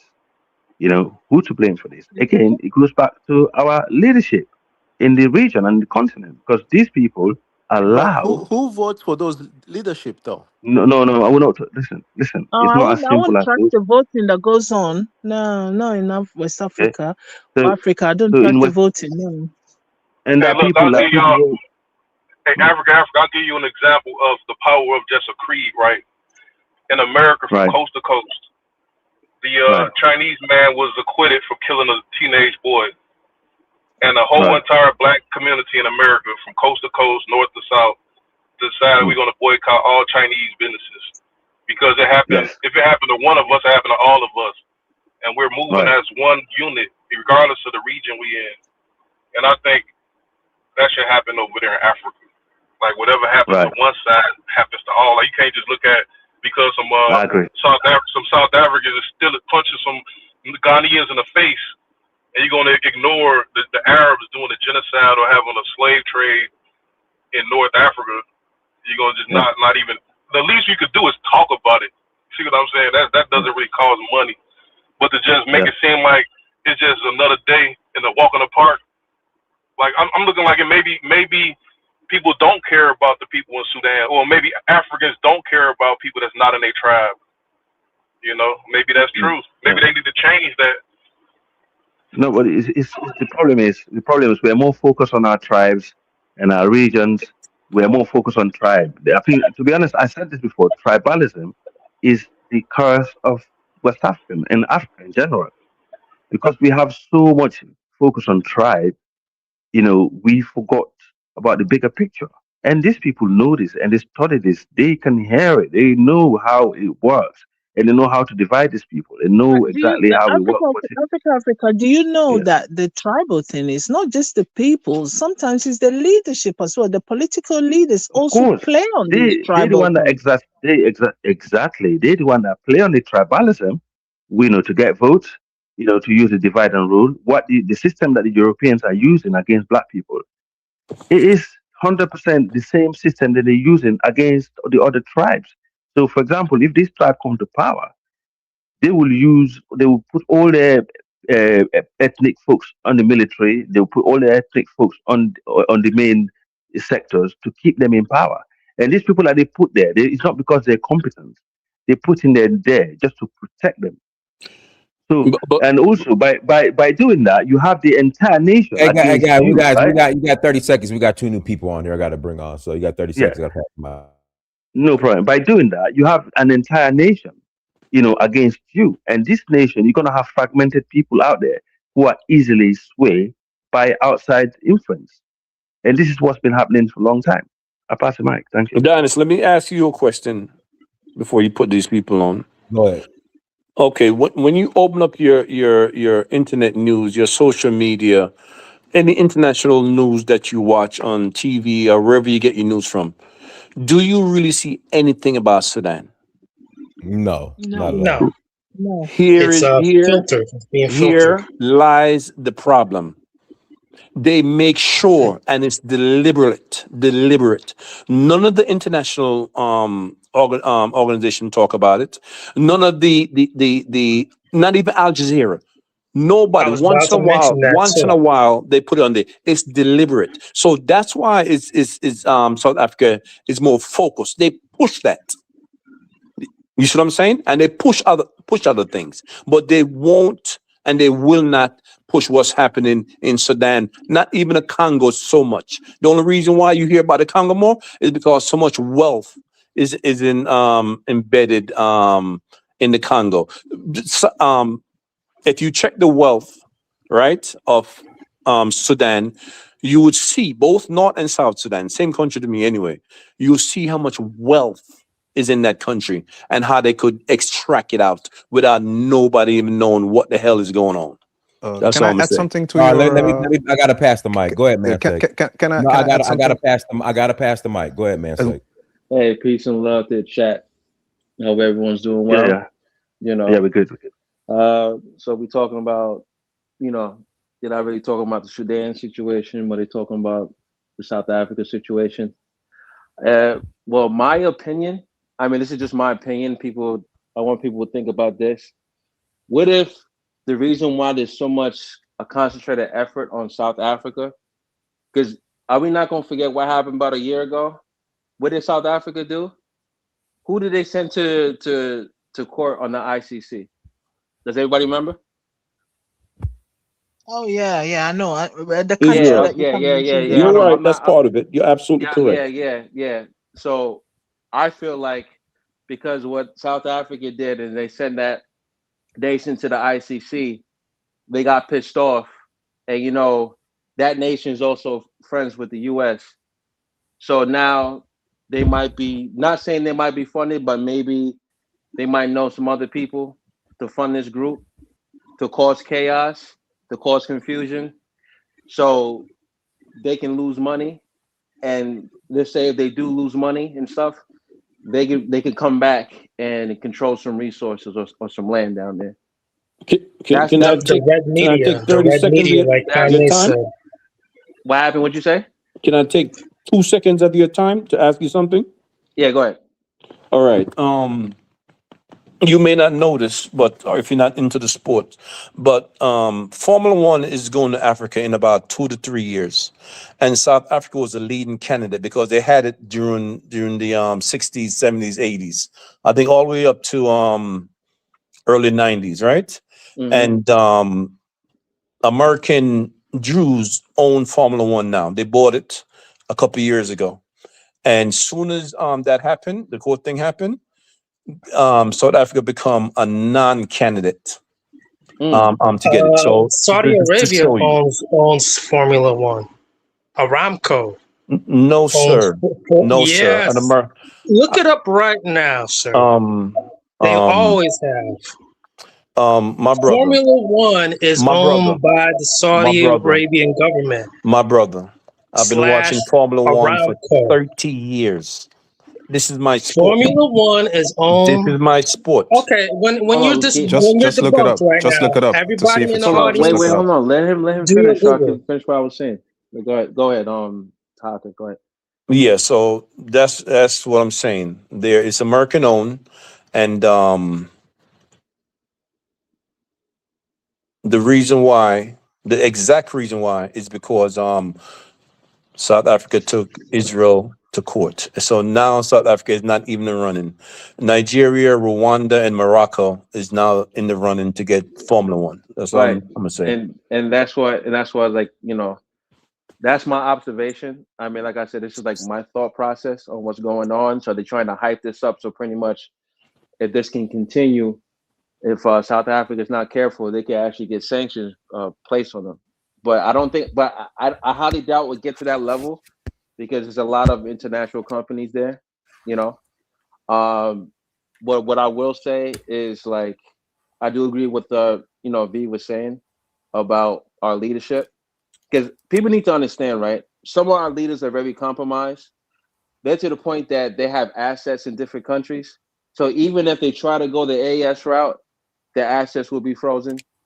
Some of them are in the Epstein files, not saying the ones currently, but, you know, I would say in Ivory Coast, like one of the nieces of Alison Ouattara allegedly is in the Epstein files. You know, they're in compromised positions. So that's why they can't do certain things like what the AS is doing. Because I don't know if everyone watched IB's interview, which he made it clear. He said that, you know, he talked to some leaders. They said that they wish they could do what he does, you know. And then he said to them, okay, if you was in a compromised position, you should let your people know what happened and ask them for forgiveness so you can proceed forward. But I don't see that, because right now we're in a Cold War situation, which it is a battle for influence. Certain countries are going to have influences than others. Some of them are going to be sovereign than others. None of them are just going to be, you know, enslaved to certain entities and stuff too. And that's just the way it is and stuff, you know. So I'm just saying that's just my observation as far as South Africa going. Because I remember a few years back, I don't know if everyone remember when they had that video that came out when the Nigerian dude was getting sold in Libya. That made it on the news, and the whole Africa, you know, came together and they condemned it, whatever. But you know, it's still happening, and not just it's not just Libya. Also, it's also Mauritania. It still goes on in Mauritania. It hasn't stopped over there. You know, again, we need to just like come together. But like Africa was saying, I don't see the whole continent coming together as a whole, like in Kwame Nkrumah's vision. I do see regional blocks. Like you might have ECOWAS here, AS here. The thing that's going on with Botswana, Namibia, Zimbabwe, and Zambia, they about to create their own block, regional block. You know. Who's that? So Namibia, Botswana, Zambia, and Zimbabwe, they're going to have. Yeah, you're right. I saw that. Yeah, they're going to connect their roads. They're going to have a passport which they all could travel, so they could do regional trade. So that's why I see that going. But like you said, like certain countries just compromise, man. Like look at Kenya, for example, right? When Ruto was told about he needs a facility in Kenya, what did he say? He said it's his obligation to open up a facility. Even though the people that don't want it, he said that's his obligation. The Ebola facility. Right. So that's what he said on national television, which should tell you that if he's able to say that publicly, what other countries is in the same compromised positions and stuff, you know? By the way, I also wanted to say that the reason why you don't see these things on Al Jazeera or some of these other Arab broadcasts to say is because they are being funded by the United Emirates government or the Qatari government. So Qatar. Yeah, Qatari, but also the UAE. But that's why you're not seeing it, because they fund those soldiers, those RSF soldiers in Sudan. So you won't see it on their channels. Exactly. Okay. Right. Absolutely. Exactly. So by the way, liberty. Let me. Can I get like 10 seconds? Yeah. Sure. And then I'm gonna pass it off and stuff too. All I'm gonna say is that everyone just be mindful, have an open eye, and just look between the lens, man, on what's going on and stuff too. So that's all I gotta say. Okay. Female broadcaster. Well, let me say who owns Liberty Media. Liberty Media Corporation owns Formula One. They're based in Colorado. They bought it. They bought Formula One. That's right. That's true. Okay. F1 is America. Bro, two sports you don't question me about. Formula One and cycling. But The What year reality did they is, buy it from Saudi Arabia? I don't let's remember not waste our what time. year Let's not they waste our bought it. time on that. Saudi Arabia didn't own it. Ecclestone from England owned it before.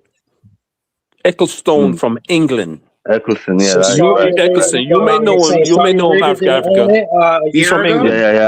Yeah. You're right. You're right. Ecclestone owned it. The billionaire Ecclestone owned it before, and they sold it to American. Dennis, could you ask who if Saudi Arabia Yeah, owns? I just looked it up.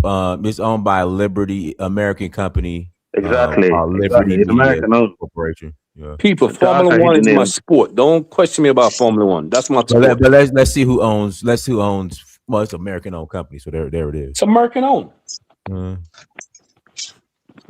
Yeah. But I also wanted to say that there was like a female broadcaster on one of these Arab channels. That she was from Sudan, and she was basically supporting the genocide of the local people there. Like she was, yeah. Oh, she was who's supporting talking? Who's talking? Well, I got to pass the mic. Go ahead, Super African. Okay, everybody, how you doing? How's everybody doing? Dennis, how you doing as well? Me. Shout I was out, talking. shout out to Donald Trump for reducing gas price and also giving Is Iran that back the bang? 300. Yeah, giving back Iran Yeah. money back. Oh, Shout okay. out to Donald Trump. Yeah. But why Africans are so Told you. are concerned about men in the high castle. Don't take it the way you think I'm saying it, please. But why Africans are so concerned about South Africa's xenophobic compared to what's going on, the genocide in Sudan, right? Okay, that's obviously that is true. Because now it's been like over 2 months now. Africans, the whole world talking about it. But let's look at the people that are hammering this topic, right? Oh, South Africans are so xenophobic and this and that, right? If you really trace them, they are Nigerians. They are Nigerians, right? Nigerians are a different country because usually, like when you on social media, they speak English as well, right? But the people that are hammering this heavy, right? They usually come from the south of Nigeria, and at the same time, they constantly calling South Africa xenophobic. South Africa love the white man. All your country is owned by the white man. All these type of things, right? Just like I mentioned a couple weeks ago, right? These are the same Nigerians calling Fulani are not Nigerians. Isn't that xenophobic? These are the same Nigerians. When anything happens, I hate to bring up tribes, but to me, this hammering thing about South Africa as xenophobic has been played out too much by Nigerians. And we have to be specific because the north of Nigeria are not on social media. If they're on social Sounds media, like the Igbos.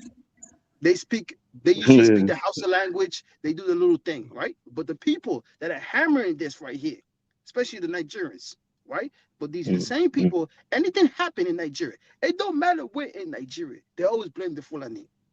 They always say the Fulanis are not Nigerians. So technically, you are xenophobic too. And then when you look at it, they do love the white man the same way the black South Africans love the white man.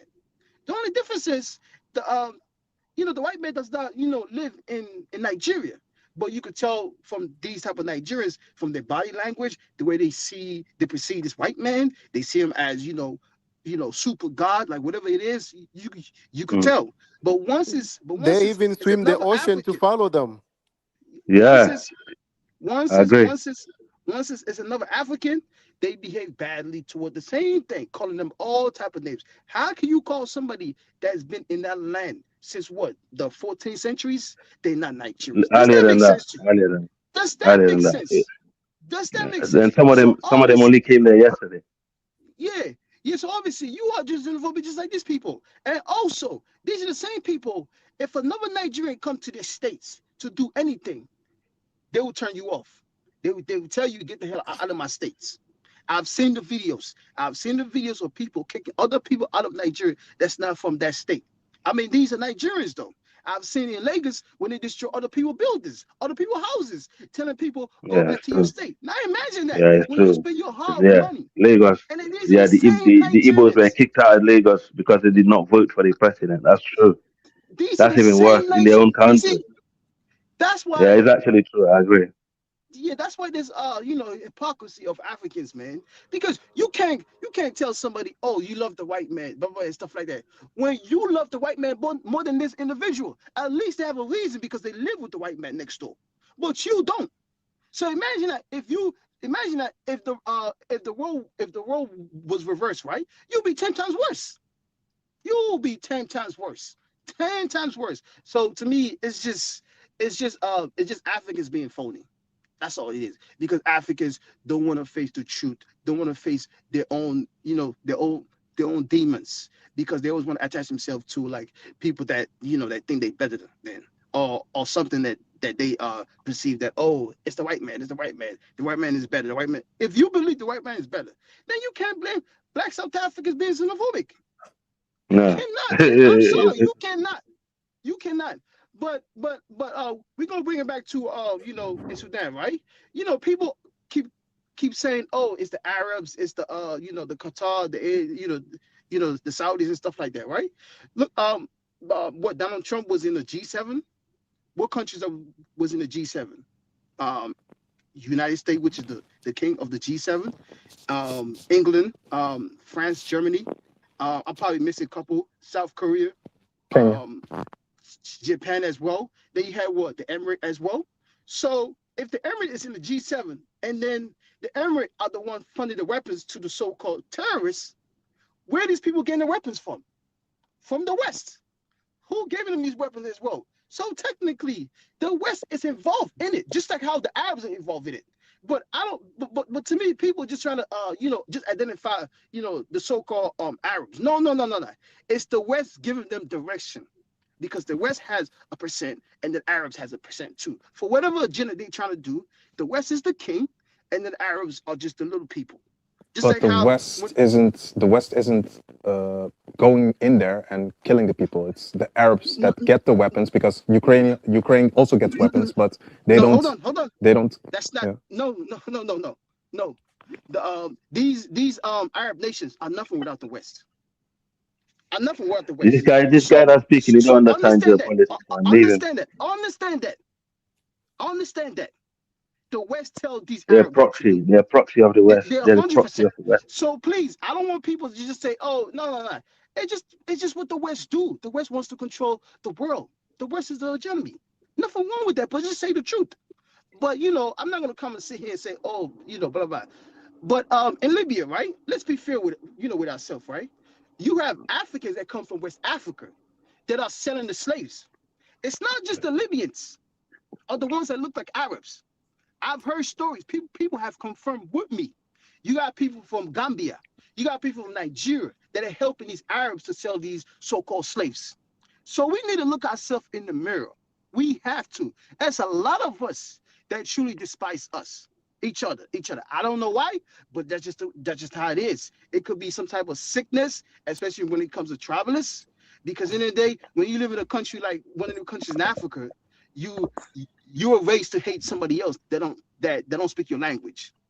How long until the next Belfast stabbing happens? Some type of thing like that happens again, where and then a Sudanese, right? And then but now everybody who looks that complexion is a Muslim.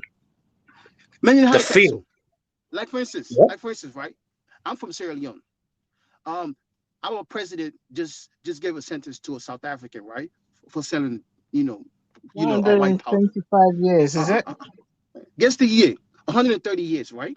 Oh wow! So a white or black South African? No, a black lady, black woman. Hold on. Okay. But hold on though. Do you know what our president? Hey guys, let me read these super chats. Let me read these super chats. Baba Liko 9354, thank you for $5 holla. South Africans are now crying for foreigners to come back. Baba Liko 9354, thank you for $5 holla. Dynasty, when will you do a show on America-Iran war and why Trump surrendered? I got it. Yeah, so the treaty was signed, or the ceasefire, or whatever you want to call it, and then the war was signed. So I haven't really read up on what was agreed to terms, but I just know oil prices are coming down. Oh yeah, today I bought some. But let me finish my term so that other people can speak, right? He did that, right? He did that just for just for a media, whatever it is, right? Because it's the same people that are in power within the last 8 years now, and then drugs within that same country he comes from has been 10 times worse. But then since this South Africa thing is so spread out now, you want to act like you're a proper leader. Oh, I gave her 130 years. It makes no goddamn sense. It makes no goddamn sense for you to even say, oh, we're just going to give 130 years. When your leadership within that country, drugs has been 10 times worse. So that's why, these African men, these African, ladies as well, they're so-called leaders, are cowards, honestly speaking. They just cowards. And hypocrites. That's why exactly. That's why I support the AES. No matter what you say, you will never turn me away from the AES because I like people that stand up for what they believe. I like people that see themselves equal as somebody else. So I don't like people that talk a good game, then after that turn around and then betray their own people, like William Ruto. But then at the same time, if William Ruto was a Muslim, they gonna say, oh, he trying to Islamize Kenya. But then when they speak about William Ruto, the biggest puppet, they don't attach it to his religion. I mean, let's be fair now. The last time I checked, it's the Muslims that are fixing Africa, especially West Africans. You understand me, right? So Christian Africans, some of you guys need to check yourself. I'm not a bigot when it comes to religion, but let's be fair. We do have Africans that attach themselves with this religious, a superiority against other religions. So check yourself. William Ruto is a perfect example. Let's be fair now. West Africa is predominantly Muslim. West Africa is predominantly Muslim. So who do you expect to come and fix the place? West Africa is predominantly Muslim. So if Muslims are fixing it, good. Let them do it. Eh? Yeah, so would you expect I mean, to be honest, Africa. Hold on. 1 second. Africa. Right? Okay. So you from Ghana, right? You from Ghana. Yeah. So check this out, right? There's a gold mine that's about to run out within a year from now, right? There's a Ghanaian that came out and said, you know what? We shouldn't remove those people from the gold mine. We should just give it back to them. Because if we give it back to Ghanaians, the politicians, the government are not responsible the way they're supposed to, because the history, what they said. You understand me, right? So imagine that. A country like Ghana, right? Cannot even come together and say, you know what? Let's take this gold mine and state own it. I mean, you understand me, right? Yeah, I do. The people wanted so much gold in Ghana. The people wanted to nationalize, but the corrupt politicians don't. The people, the ordinary Ghanaians, want our mines nationalized, but the corrupt politicians, because they're all both sides of the party, they're both making money. They don't. But Ghanaians refer to themselves as the bacon of democracy in Africa. They're not. Ghana is not that democratic. No. You guys refer yourself as the bacon. No, but Ghana and Senegal. Ghana and Senegal are the most people. Listen, it's other people. That's like Nigeria calling themselves the giant of Africa, but at the same time, they don't want people. Listen. All right, I got to read this super chat, and we got to pass the mic. Babaliko 9354. Thank you for $10 holla. AES for life. Telling them, bang, we want AES rule. All right, go ahead, GQ. Unmute yourself. No, GQ. Go ahead. No, I've already spoken. Okay, go ahead, Vincent. Hey. Hello, guys. Hello. Yep. Can you hear me? Yes. Yes. Guys, the issue of xenophobia in South Africa is nothing but a lie, because a lot of stuff are being perpetrated. And I'm speaking like this because I'm South African and from South Africa. Let me tell you the real reason what is happening right now. Yeah, South African. Yes, I am. Look, what is happening right now is that South Africans, they're complaining about illegal immigrants, not actually migrants who are also legal. No, we don't have problem with that. In fact, the issue of migration in South Africa is not a new thing. During the time of apartheid, migrants have been coming into South Africa. They've been working in South African gold mines. If you know a story of South Africa, you had the mine workers who came from Lesotho, Botswana, Zimbabwe, Zambia. Look, they've been actually staying in our townships, areas like your Katlehong, Soweto, in the Val, they've been staying with us. Even countries such as Malawi. So the issue of migration in South Africa is not a new thing. Even Chinese, they used to work into South African mines as early as 1900s. They used to work here. We've got even Indians who are staying here in South Africa here, who are enslaved. So the issue of South Africa, into the issue of migration in South Africa, is not a new thing. But what's happening right now is that we've got immigrants who are jumping the borders, who are coming from countries such as Zimbabwe. And when we actually expose these things, we're being called xenophobia. Why countries such as Zimbabwe, they don't take responsibility for their own citizens? Why they don't cater for their own citizens? Why they don't create opportunities for their own citizens so that they cannot jump the border? Because you know why? Because countries such as Zimbabwe, they're led by corrupt regimes such as ZANU-PF. They're all about looting and selling resources to countries such as China and the West. And these leaders, they're living a largesse. They're living, a quality of life. They're owning your Rolls Royces, your private jets. They don't care about their citizens jumping the border and coming to suffer here in South Africa here. That's why you've got a lot of educated Zimbabweans who are selling in the street. But here's the thing. The issue of South Africa is that we as South Africans, we are holding South African politicians into account. We are holding South African government to say that enforce the immigration laws, because each and every country in Africa, I can tell you right now, there are certain industries where foreigners, they're not permitted to operate. Even if you got money, the policy of the country is saying that you're not allowed to operate into certain industries. It's only locals whom actually have been permitted to operate. So South Africa is trying to do the very same thing. So where is xenophobic there? Where is xenophobic when South Africa is actually complaining about illegal immigrants? Where is xenophobia there? We don't complain about, immigrants who are coming legally through the borders, through the airports. We don't complain about them. We don't have problem with them. The likes of me, I went into school with Zimbabweans, so we don't have problems, with actually migrants. Even if, the African migrants, we don't have problem with them. But we've got problem with guys who are jumping the border. Also, again, if you go into South African CBDs, especially around your Joburg, each and every time, whenever there's a drug dealer who's being arrested, it's always a Nigerian. And that Nigerian is undocumented, is an illegal foreigner. So, why actually, when you complain about these things, when drugs are being brought inside South Africa and by illegal immigrants, suddenly are being accused of xenophobia, that's why actually. Well, let me ask you a question. Yes.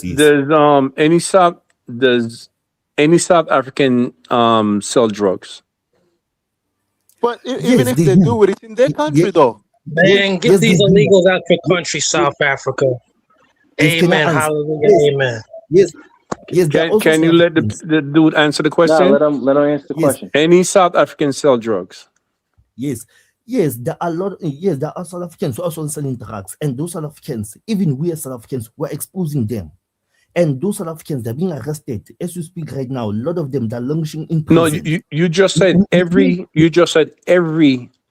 No, people that get caught are Nigerians. You say everyone. You said that the immigrants, every immigrant. The immigrants. Let me. Can I speak? Yes. Yeah, go ahead. Majority yes, a lot of guys who are being arrested with drugs, who have been caught with drugs by South African law enforcement agencies, are Nigerians, most of them. So can I? Okay, so now you said most of them. Now the question. My other question is. What about let me ask my question, because you're on here as a South Africans, and I want to ask a question. The legal immigrants, the one them that's legal, because I've seen videos that people that are legal, right, that have all the papers, some of them are even citizens, including this Ghanaian lady that they came and raided her shop and tore everything. She said she's not leaving, by the way, but because she's legal. So what about these people? Because I've seen South Africans said, we don't care who you are. You're not supposed to be here. Legal or no legal. We don't care about the paperwork. I've seen them say that. That is not I've true. seen the videos. True. I've seen the videos. Stop saying it's not true, bro. I could put the video in the back chat if anyone wants I see the videos. Legal. They said they just had a Nigerian guy on the other day. He said he's there legally. He have 20 to 30 South African employees. They said they don't care. Okay, they don't care about his legality. They don't Can I answer care. your question? Wait, can I answer your question? Let me say this to you. Yes, there are those, unfortunate incidences, and we as South Africans, we are saying that actually, look, we're not about attacking people who are illegal into who are legal. We are not actually attacking people who are legal, but yes, but you are, dude. You are. You're rolling up on everybody. With that Nigerian guy, the issue was he was doing a business that a local. Can you just stop interrupting? I want to hear the South African. Let him finish. Let him finish. Stop interrupting. Let him talk. Wait, let me answer. Let me answer you, or else you are running a risk of creating confusion, because the reason why this issue of xenophobia is being perpetrated in South Africa, because we've got the mainstream media, the South African mainstream media that is lying. Also, the likes of your Al Jazeera and your BBC, they've been lying. They've been pushing this issue of propaganda against South Africa, pushing an issue of xenophobia. But you've got the likes of Donald Trump. You've got issues that are happening in Europe, in European Union. If you saw even today, there were politicians there at Brussels who were actually saying that actually foreigners must go. Also, at the very same time, we saw what happened even in Northern Ireland. But nobody's saying xenophobia. The whole world is not actually, they're not exposing other countries of xenophobia. It's only South Africa. The issue is that South Africans, they're not against the legal foreigners. And we are saying that the people who are taking, the legal foreigners, they must be arrested. They must be held into account by law enforcement agencies. Because that on its own is a crime. I cannot come here and condone crime. I cannot come here and support crime. That's not even what we as South Africans are saying.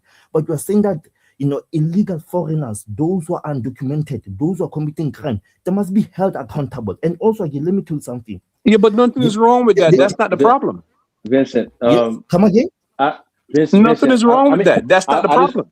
Vincent, can I ask the South African a question afterwards? Yeah, I wanted to ask him. Illegal immigration is not a problem. Are you hearing yourself? Illegal immigration is not a problem. But Vincent, even if you give all the explanation, they won't listen to you. They have their own mindset and they want to cling to Man, it. shut the fuck up, bro. What are you talking about? Hold on. Hey, we're not. Taraka. See, now, hold on, Taraka. Now, it was your suggestion that if people cuss, that they got to pay a tariff, and you on there cussing. Hasta luego. Bye. So guys, let's calm down. All right, go ahead. Mr. Vincent, I have a quick question, sir. Yes. In the next 10 days, sir, it will be June 29th. However, June 30th will be the ultimatum day. What do you think may occur visually, if you could describe what will occur if undocumented immigrants are out there? Okay, here's what was going to happen in South Africa. On that day, there's no violence. That's not going to happen. Again, it's a propaganda that's been perpetuated by the South African mainstream media, including the foreign media. But we also know that Israel has got a hand in it, because we know that Israel said that earlier. But here's the thing. What is going to happen on that day is that there are going to be peaceful marches that are going to happen from local to district to South African provinces. There's no violence that's going to happen on that day. It's going to be peaceful marches. If you have been seeing groups such as your March on March, they've been actually, emphasizing peaceful marches about the issue of porous borders and illegal immigration and crimes that is being committed by illegal immigrants. There's no violence that's going to happen here. Vincent, I got a question for you, brother. Yes. So how do you feel about the report that came that said that most of the South African artists has been getting their gigs canceled because of what's going on with the in South Africa? What are your thoughts on that? My thought is that I welcome the cancelling of gigs, by I actually welcome that decision. whereby South African artists they must be boycotted. The reason I'm saying so, why South African artists they must be boycotted, is because South African artists they're very vocal. They know that there's a lie that's been perpetuated, about South Africa with the so-called xenophobia. They need to come out. They need to speak. They need to educate the world. They need to, tell the misinformation. If you go back during the days of apartheid, South African musicians, they used to be all over around the world. They used to be in exile. They used to make songs about apartheid. They used to inform people. They used to educate people. Therefore, South African artists right now, they've got the duty and responsibility of not only making nice songs and making people to sing and dance, but they must also write songs that tell the true story. They must also make interviews, where actually they tell the truth. The likes of Tyler, they are quiet. I'm saying that actually, I welcome the decision of her music being boycotted so that she can able to be so that she can able to tell a correct information and begin to be a South African ambassador. Because these artists are very quiet, they're all about money making. But also at the very same time, it's very unfortunate that they're being boycotted over in a sheer propaganda. What's happening in South Africa is not xenophobia. There's no violence that is being happening here. There are no people who are being killed. There are no people who are being Nobody got killed? Really?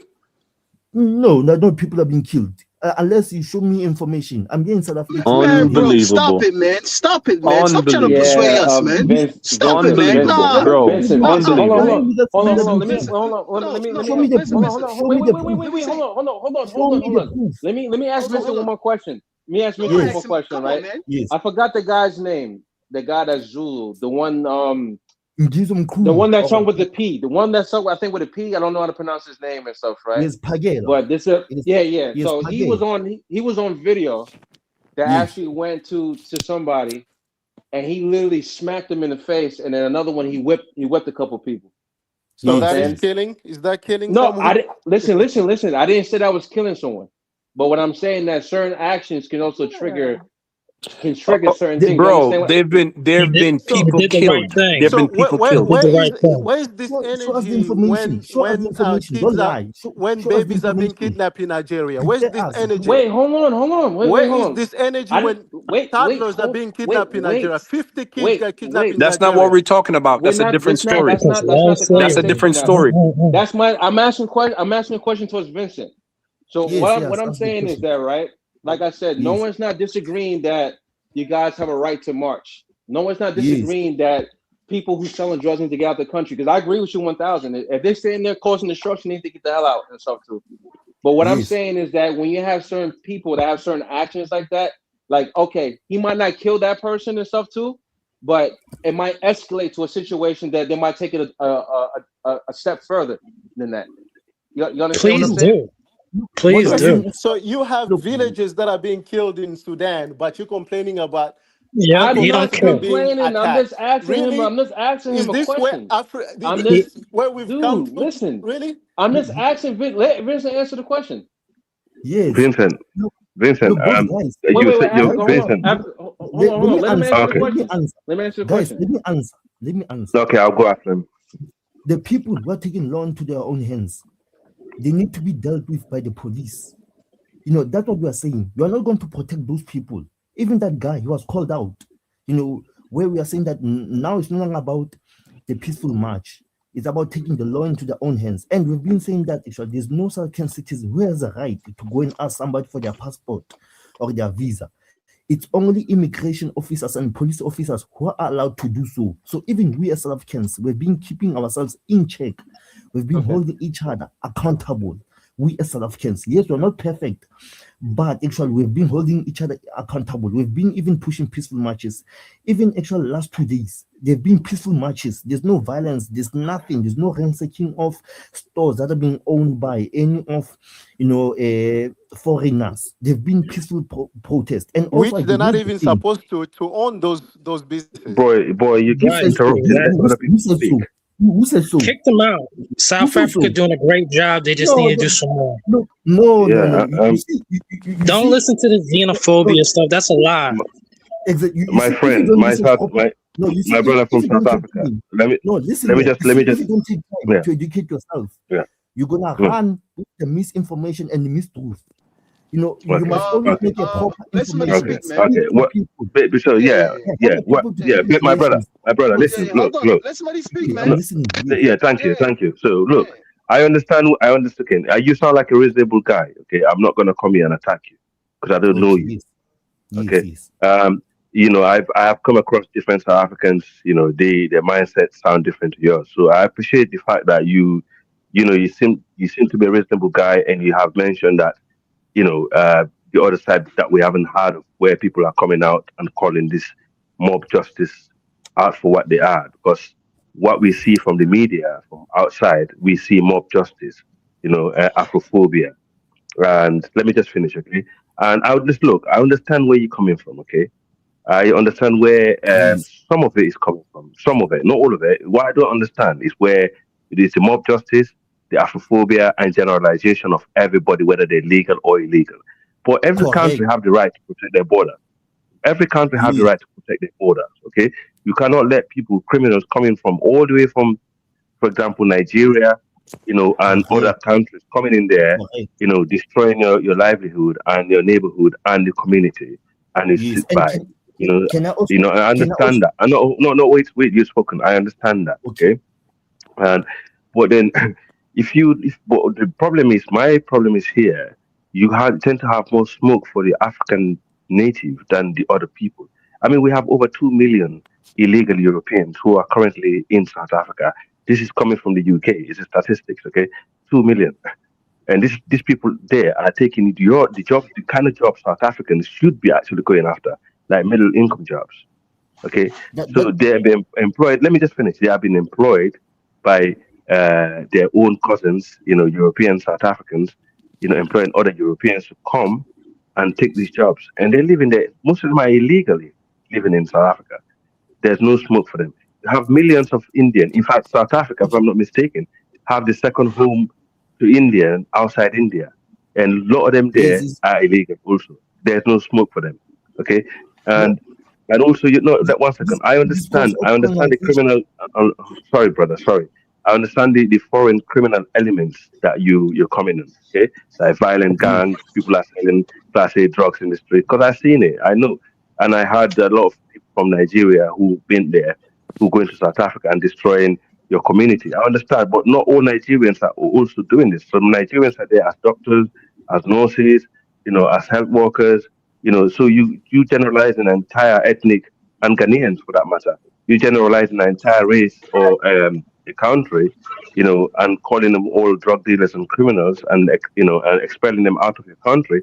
You are giving the other people a good example, like what you just mentioned, the guy in the European Parliament, a good example, and to say, look, these Africans are kicking their own Africans out.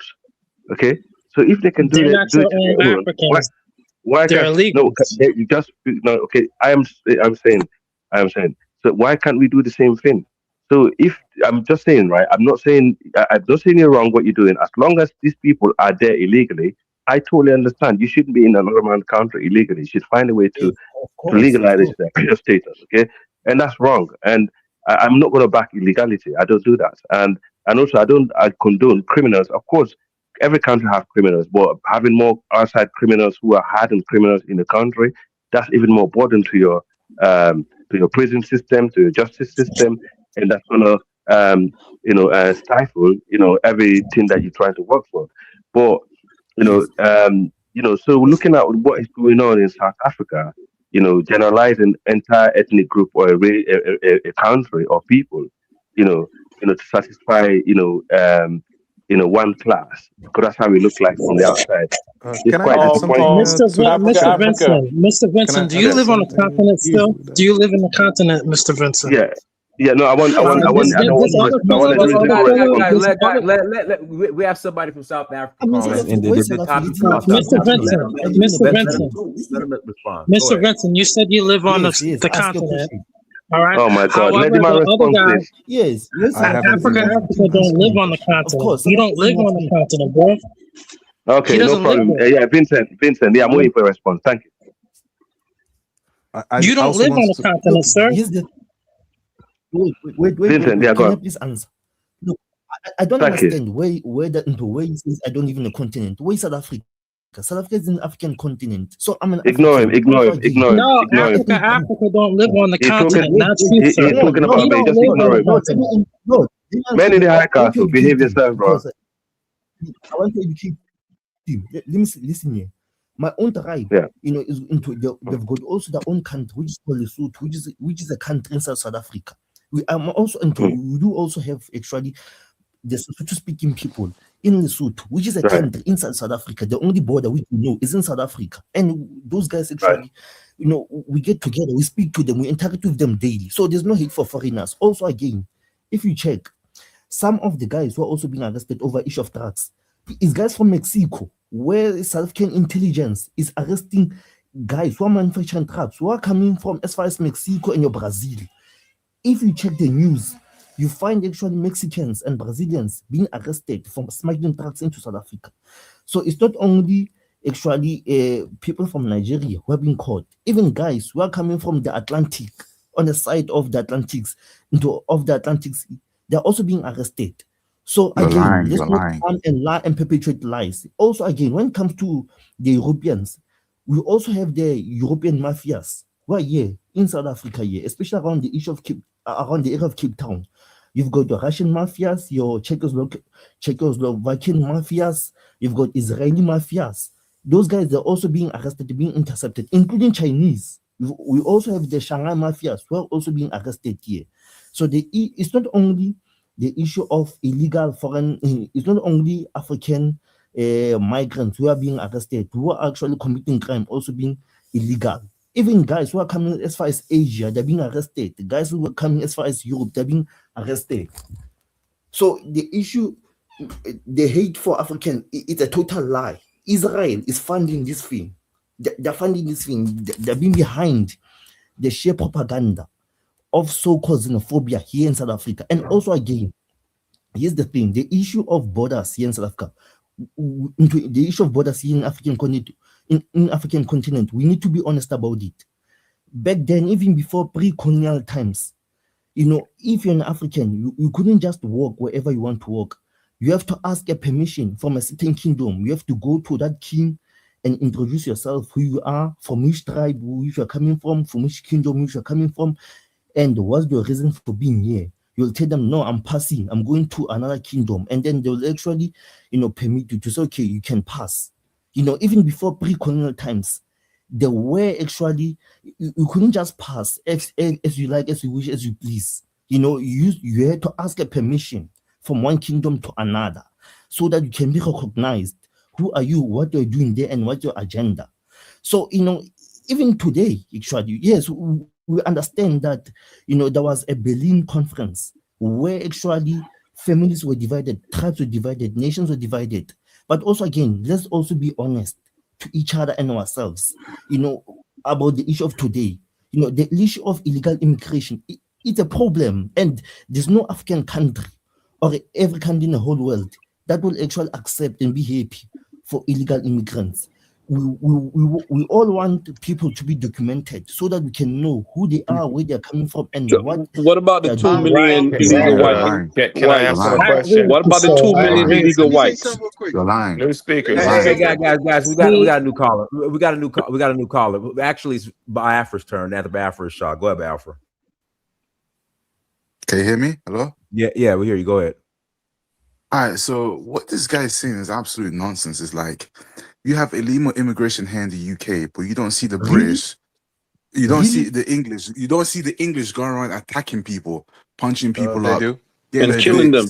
Belfast. You don't see them. You don't see, they are detaining them. They're being deported back, but you don't see videos of them being attacked. England is soft. What's up? Would you say sorry? Ken Starmer is a left-wing radical lunatic. He's killing y'all. Ken Starmer is killing y'all. Hey, Reverend Green, be quiet. Go ahead, Biafra. I understand that the English, they are doing certain things, but it's like what the South Africans doing is absolute bullshit. If you look at the Europeans, when the Dutch settlers came there in 1600s, they came there illegally. Most of the land that they took over was simply land that was abandoned by tribal chiefs and kings who were in that land at that particular time, and they saw the Europeans, so they left. because they said that the Europeans are coming, they have these weird weapons, because this is the first time they came in contact with the Europeans, so they left. And they came there, took over that land. And still to this day, you see the Dutch now, they control most of the land there in South Africa.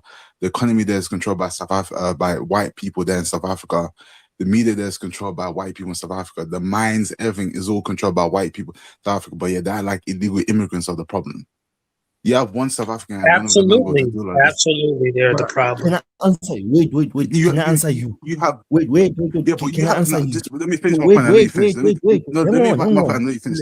There's one guy of the Dudula. He's a leader. He's an idiot. He thinks that the South African government can give every single citizen 1 million rand. My brother, right now, let me challenge you. Here's the thing. Do you think that South Africans, they don't take all those things into account? Of course, we're taking those things into account. Hence, we're speaking about the issue of restoration of land. There was a policy of bringing land back to South Africa to be owned by South Africans.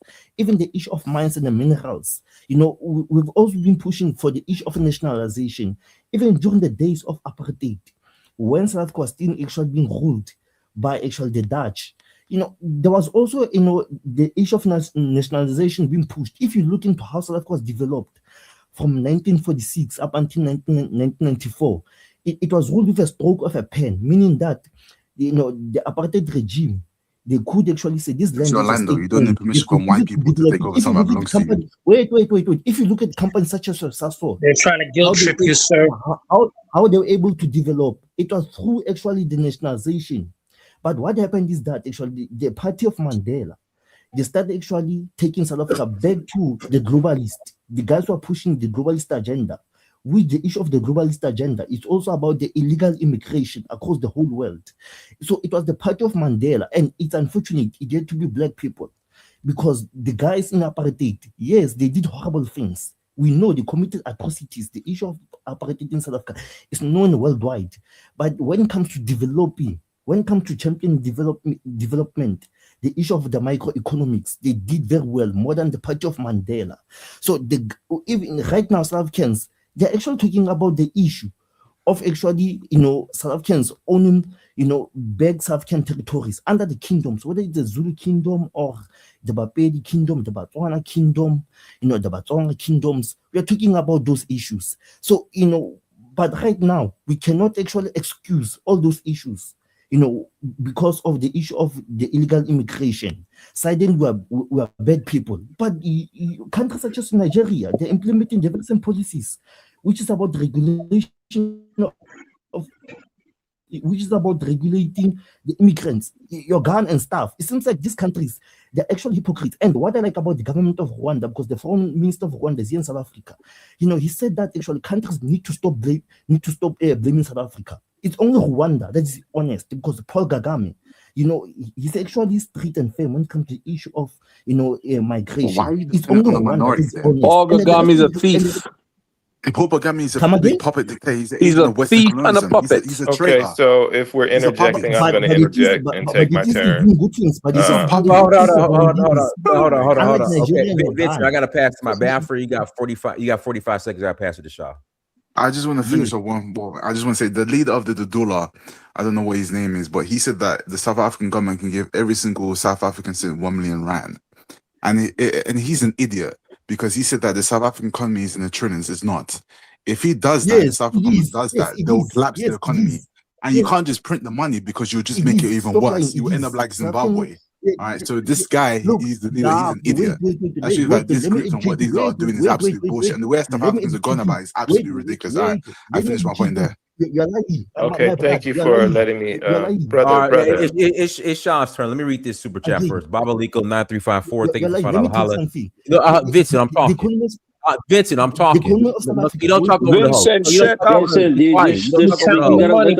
Yeah, I'm counting the money. Vincent, quiet. All right, Babaliko 9354. Thank you for the $5 holla. Yes, South Africans is running out what legal migrants too. That's a fact. All right, go ahead, Shaw. All right, thank you, brother Vincent. I know this is very emotionally charged, and you're trying to educate us, explain to us from the place there where it's happening. So I understand that, but you got to pay attention to what's being said. Greetings to everybody, Dynast greetings. My questions have been at one point, and you did kind of touch on it, the brother who just finished talking and you responded, touched on it, but I'm wondering, at what point did South Africans, or did they ever plan on taking the wealth, and I know there's a land reform act right now, but taking Correct. the wealth and redistributing the wealth, which does mean, and this is easier said than done, because that means it's going to be not easy. It's going to be a very disruptive thing. It's going to lead to like what's happening right now, the way that the Objection. South Africans are. Objection. Okay, That's that's a loaded fine. Can question. you can you Mr. can I Vincent, you don't have All to right, answer that. Castle, go high. Go get high in your castle, bro. No, Come on guys, now. guys, go ahead, Shaw. Guys, don't All right, interrupt. so let me get this question out. So basically, what I'm asking is, at what point did you ever plan on taking your wealth back? And if you did plan on it, at what point did you come to a resolve that you're not going to do it because of whatever, because it was going to be too bloody, too much sacrifice to take it back? So that's my question about that, and that's it, really. Yo, thank No you very much. comment, sir. Thank you Next very much. question. You're Can asking a very I important ask That's a to the question. Can you Vincent. question? answer? That question is That's to the Can you please Vincent. Vincent. answer? That's the Can you Vincent. Go please ahead, answer Vincent. the question? Can you please answer the question? Thank you very much for asking that question. Here's the thing. If you go back before apartheid, when apartheid was about to end, when apartheid it was about to end here in South Africa, there were negotiations, there were discussions. It was the party of Nelson Mandela as well as the regime that used to lead apartheid, as well as other homeland regimes, including the South African business. They sat on one table, which was called the sunset clause, whereby a sunset clause policy was adopted, because South Africa, in 1993, it could have gone into a civil war. It could have went into a civil war, and also at that time, South Africa, it was a nuclear state. South Africa had nuclear weapons, even though right now we're still having, into uranium, whereby we can still actually produce those nuclear weapons, but we can't, because Nelson Mandela said that, South Africa, it must be a non-nuclear weapon state. But here's the thing, to answer the question, Nelson Mandela said that we cannot actually take arms to actually retain wealth. Let it happen in an issue, or let it happen over a discussion sitting on a table. So dismantling of apartheid, it was a successful over the issue of it was successful, whereby it was ended through discussions. But here's the thing: the president who came after him, Thabo Mbeki, he was the one who should have actually infected the issue of retaining of the land, to actually make a land reform as well as economic reform, also bringing back the mines back into the hands of the state. But he failed to do so. He's the one actually who pushed the issue of neoliberalism, whereby he allowed actually the foreign interest from the West to come and actually own stuff here in South Africa, to actually privatize the state assets. Unfortunately, they were actually built by the apartheid. So the president who came after Mr. Mandela is the one who failed. He's the one who pushed the neoliberal policies that actually took us to the globalist. But the president who came after Thabo Mbeki, Jacob Zuma, he wanted to push the very same reforms that Mr. Mandela wanted to push, to actually bring, to return the land back to the natives. But he was taken out of power because the likes of CIA and the likes of CIA or MI6 colluded. They actually took him out of power. It was a coup that happened. And then after Jacob Zuma, then came the current president, Cyril Ramaphosa, which this guy actually, he's a neoliberalist. He's no different than your William Ruto. They're in Kenya there. He's a neoliberalist. This guy, he believes in sending South Africa, to the capital. So that's why right now South Africans, they're very angry with him right now. South Africans are saying that it's high time again we start actually revisiting this issue. So Isn't that a more pressing issue than than immigrants? I mean, because if you guys were about the same type of fervor, and you had the direction, intent to either put the right person in office or just revolution, take your shit back and make this the state owns the mines, and the state owns all of these major industries, and just that's what y'all should be fighting about, because if you do that, then it will bring wealth back to the people, and you don't have to worry about, you probably will need immigrants then, because you can. Mr. Vincent, I have to say something. I know you said you live in Africa, but you need to hear this, sir. These guys don't live on the continent. So what does that have to do with the point that we're making? Let me say something real quick, right? Let me say something. I've been quiet for too long. Yeah, please. Just give me 30 seconds. You know what Vincent is doing, right? He's very slick.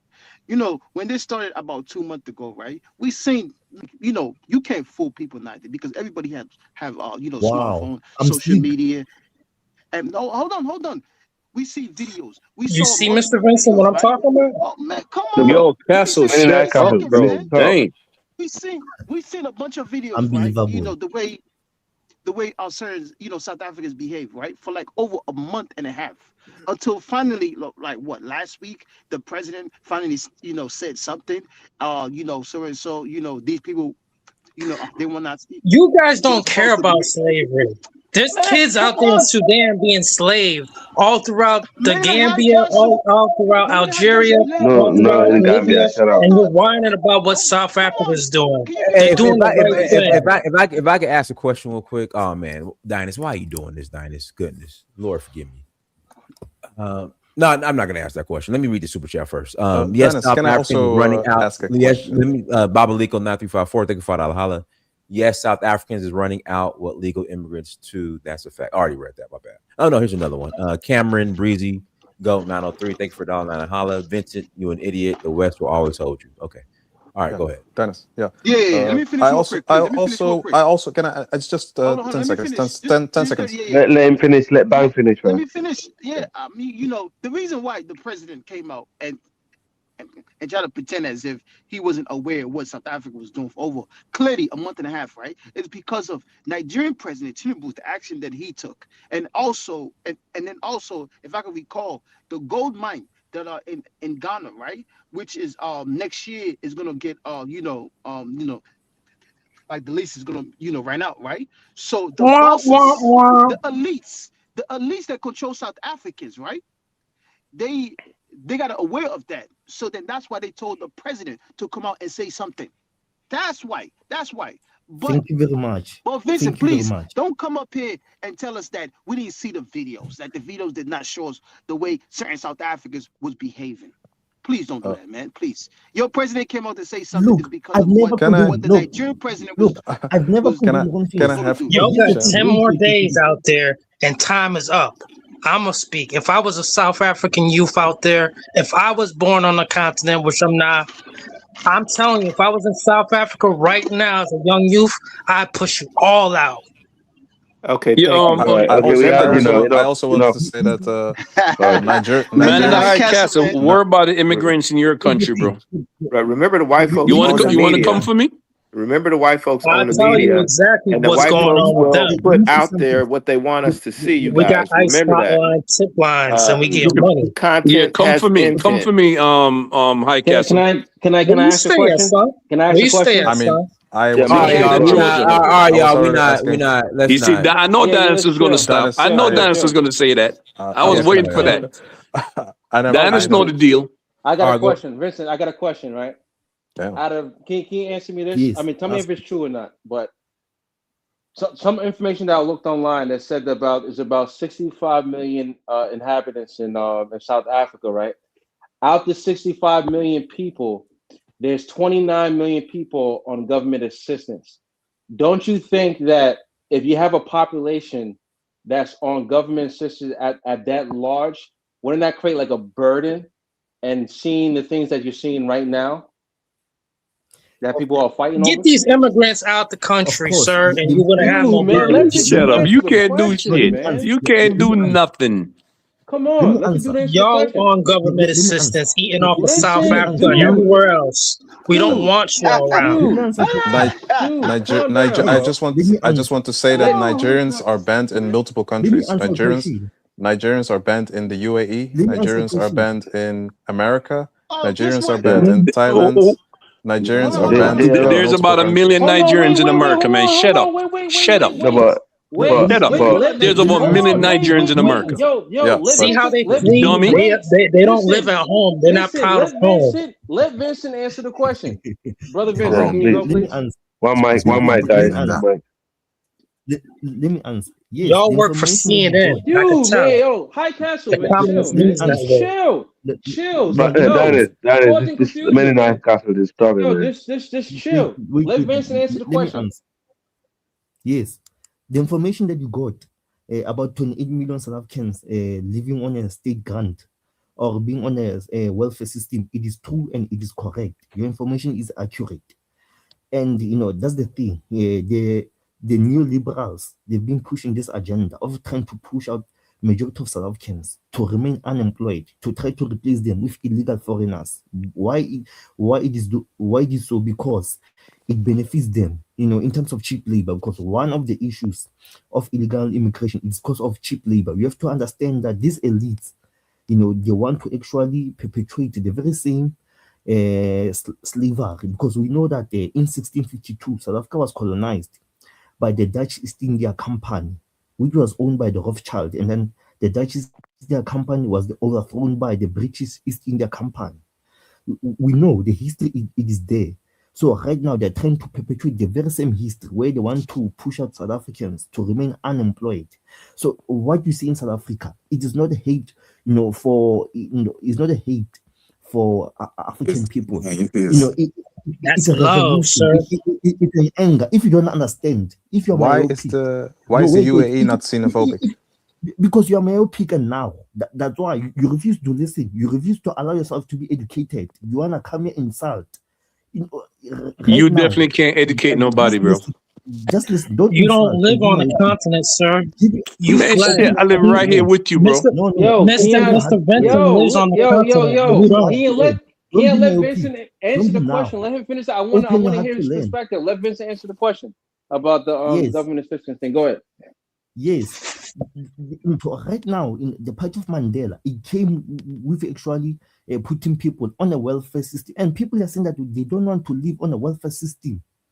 All they want to see is actually, in fact, that money being taken to stimulate the economy, not people to actually, you know, earn in a grant and be on a social welfare system. People, they can take care of themselves. They don't need the state, you know, to take care of them, whereby they'll give them free housing, the unemployment grant. They don't want that. People, they can make more than what the state is giving to them.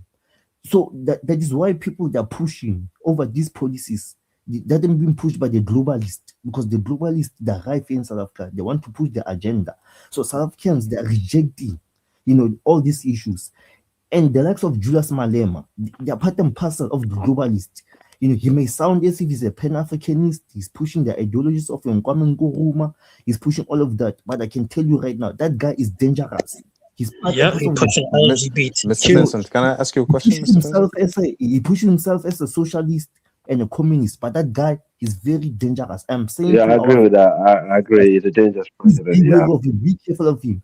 Don't fall. he's a Don't wicked fall guy. What because part at of the end him is he's a thief. dangerous, though? What's Julius dangerous Malema. about Malema? Did you not What's hear? dangerous about? No, Malema, not No, Malema. I didn't hear. Ramaphosa. I'm talking about Ramaphosa, the current president. He's a dangerous Both guy. they're the same. Oh, Both okay. they're He the was talking same. about Julius Malema. They may look No, different. I Both like of them. Malema. Malema is a cool guy.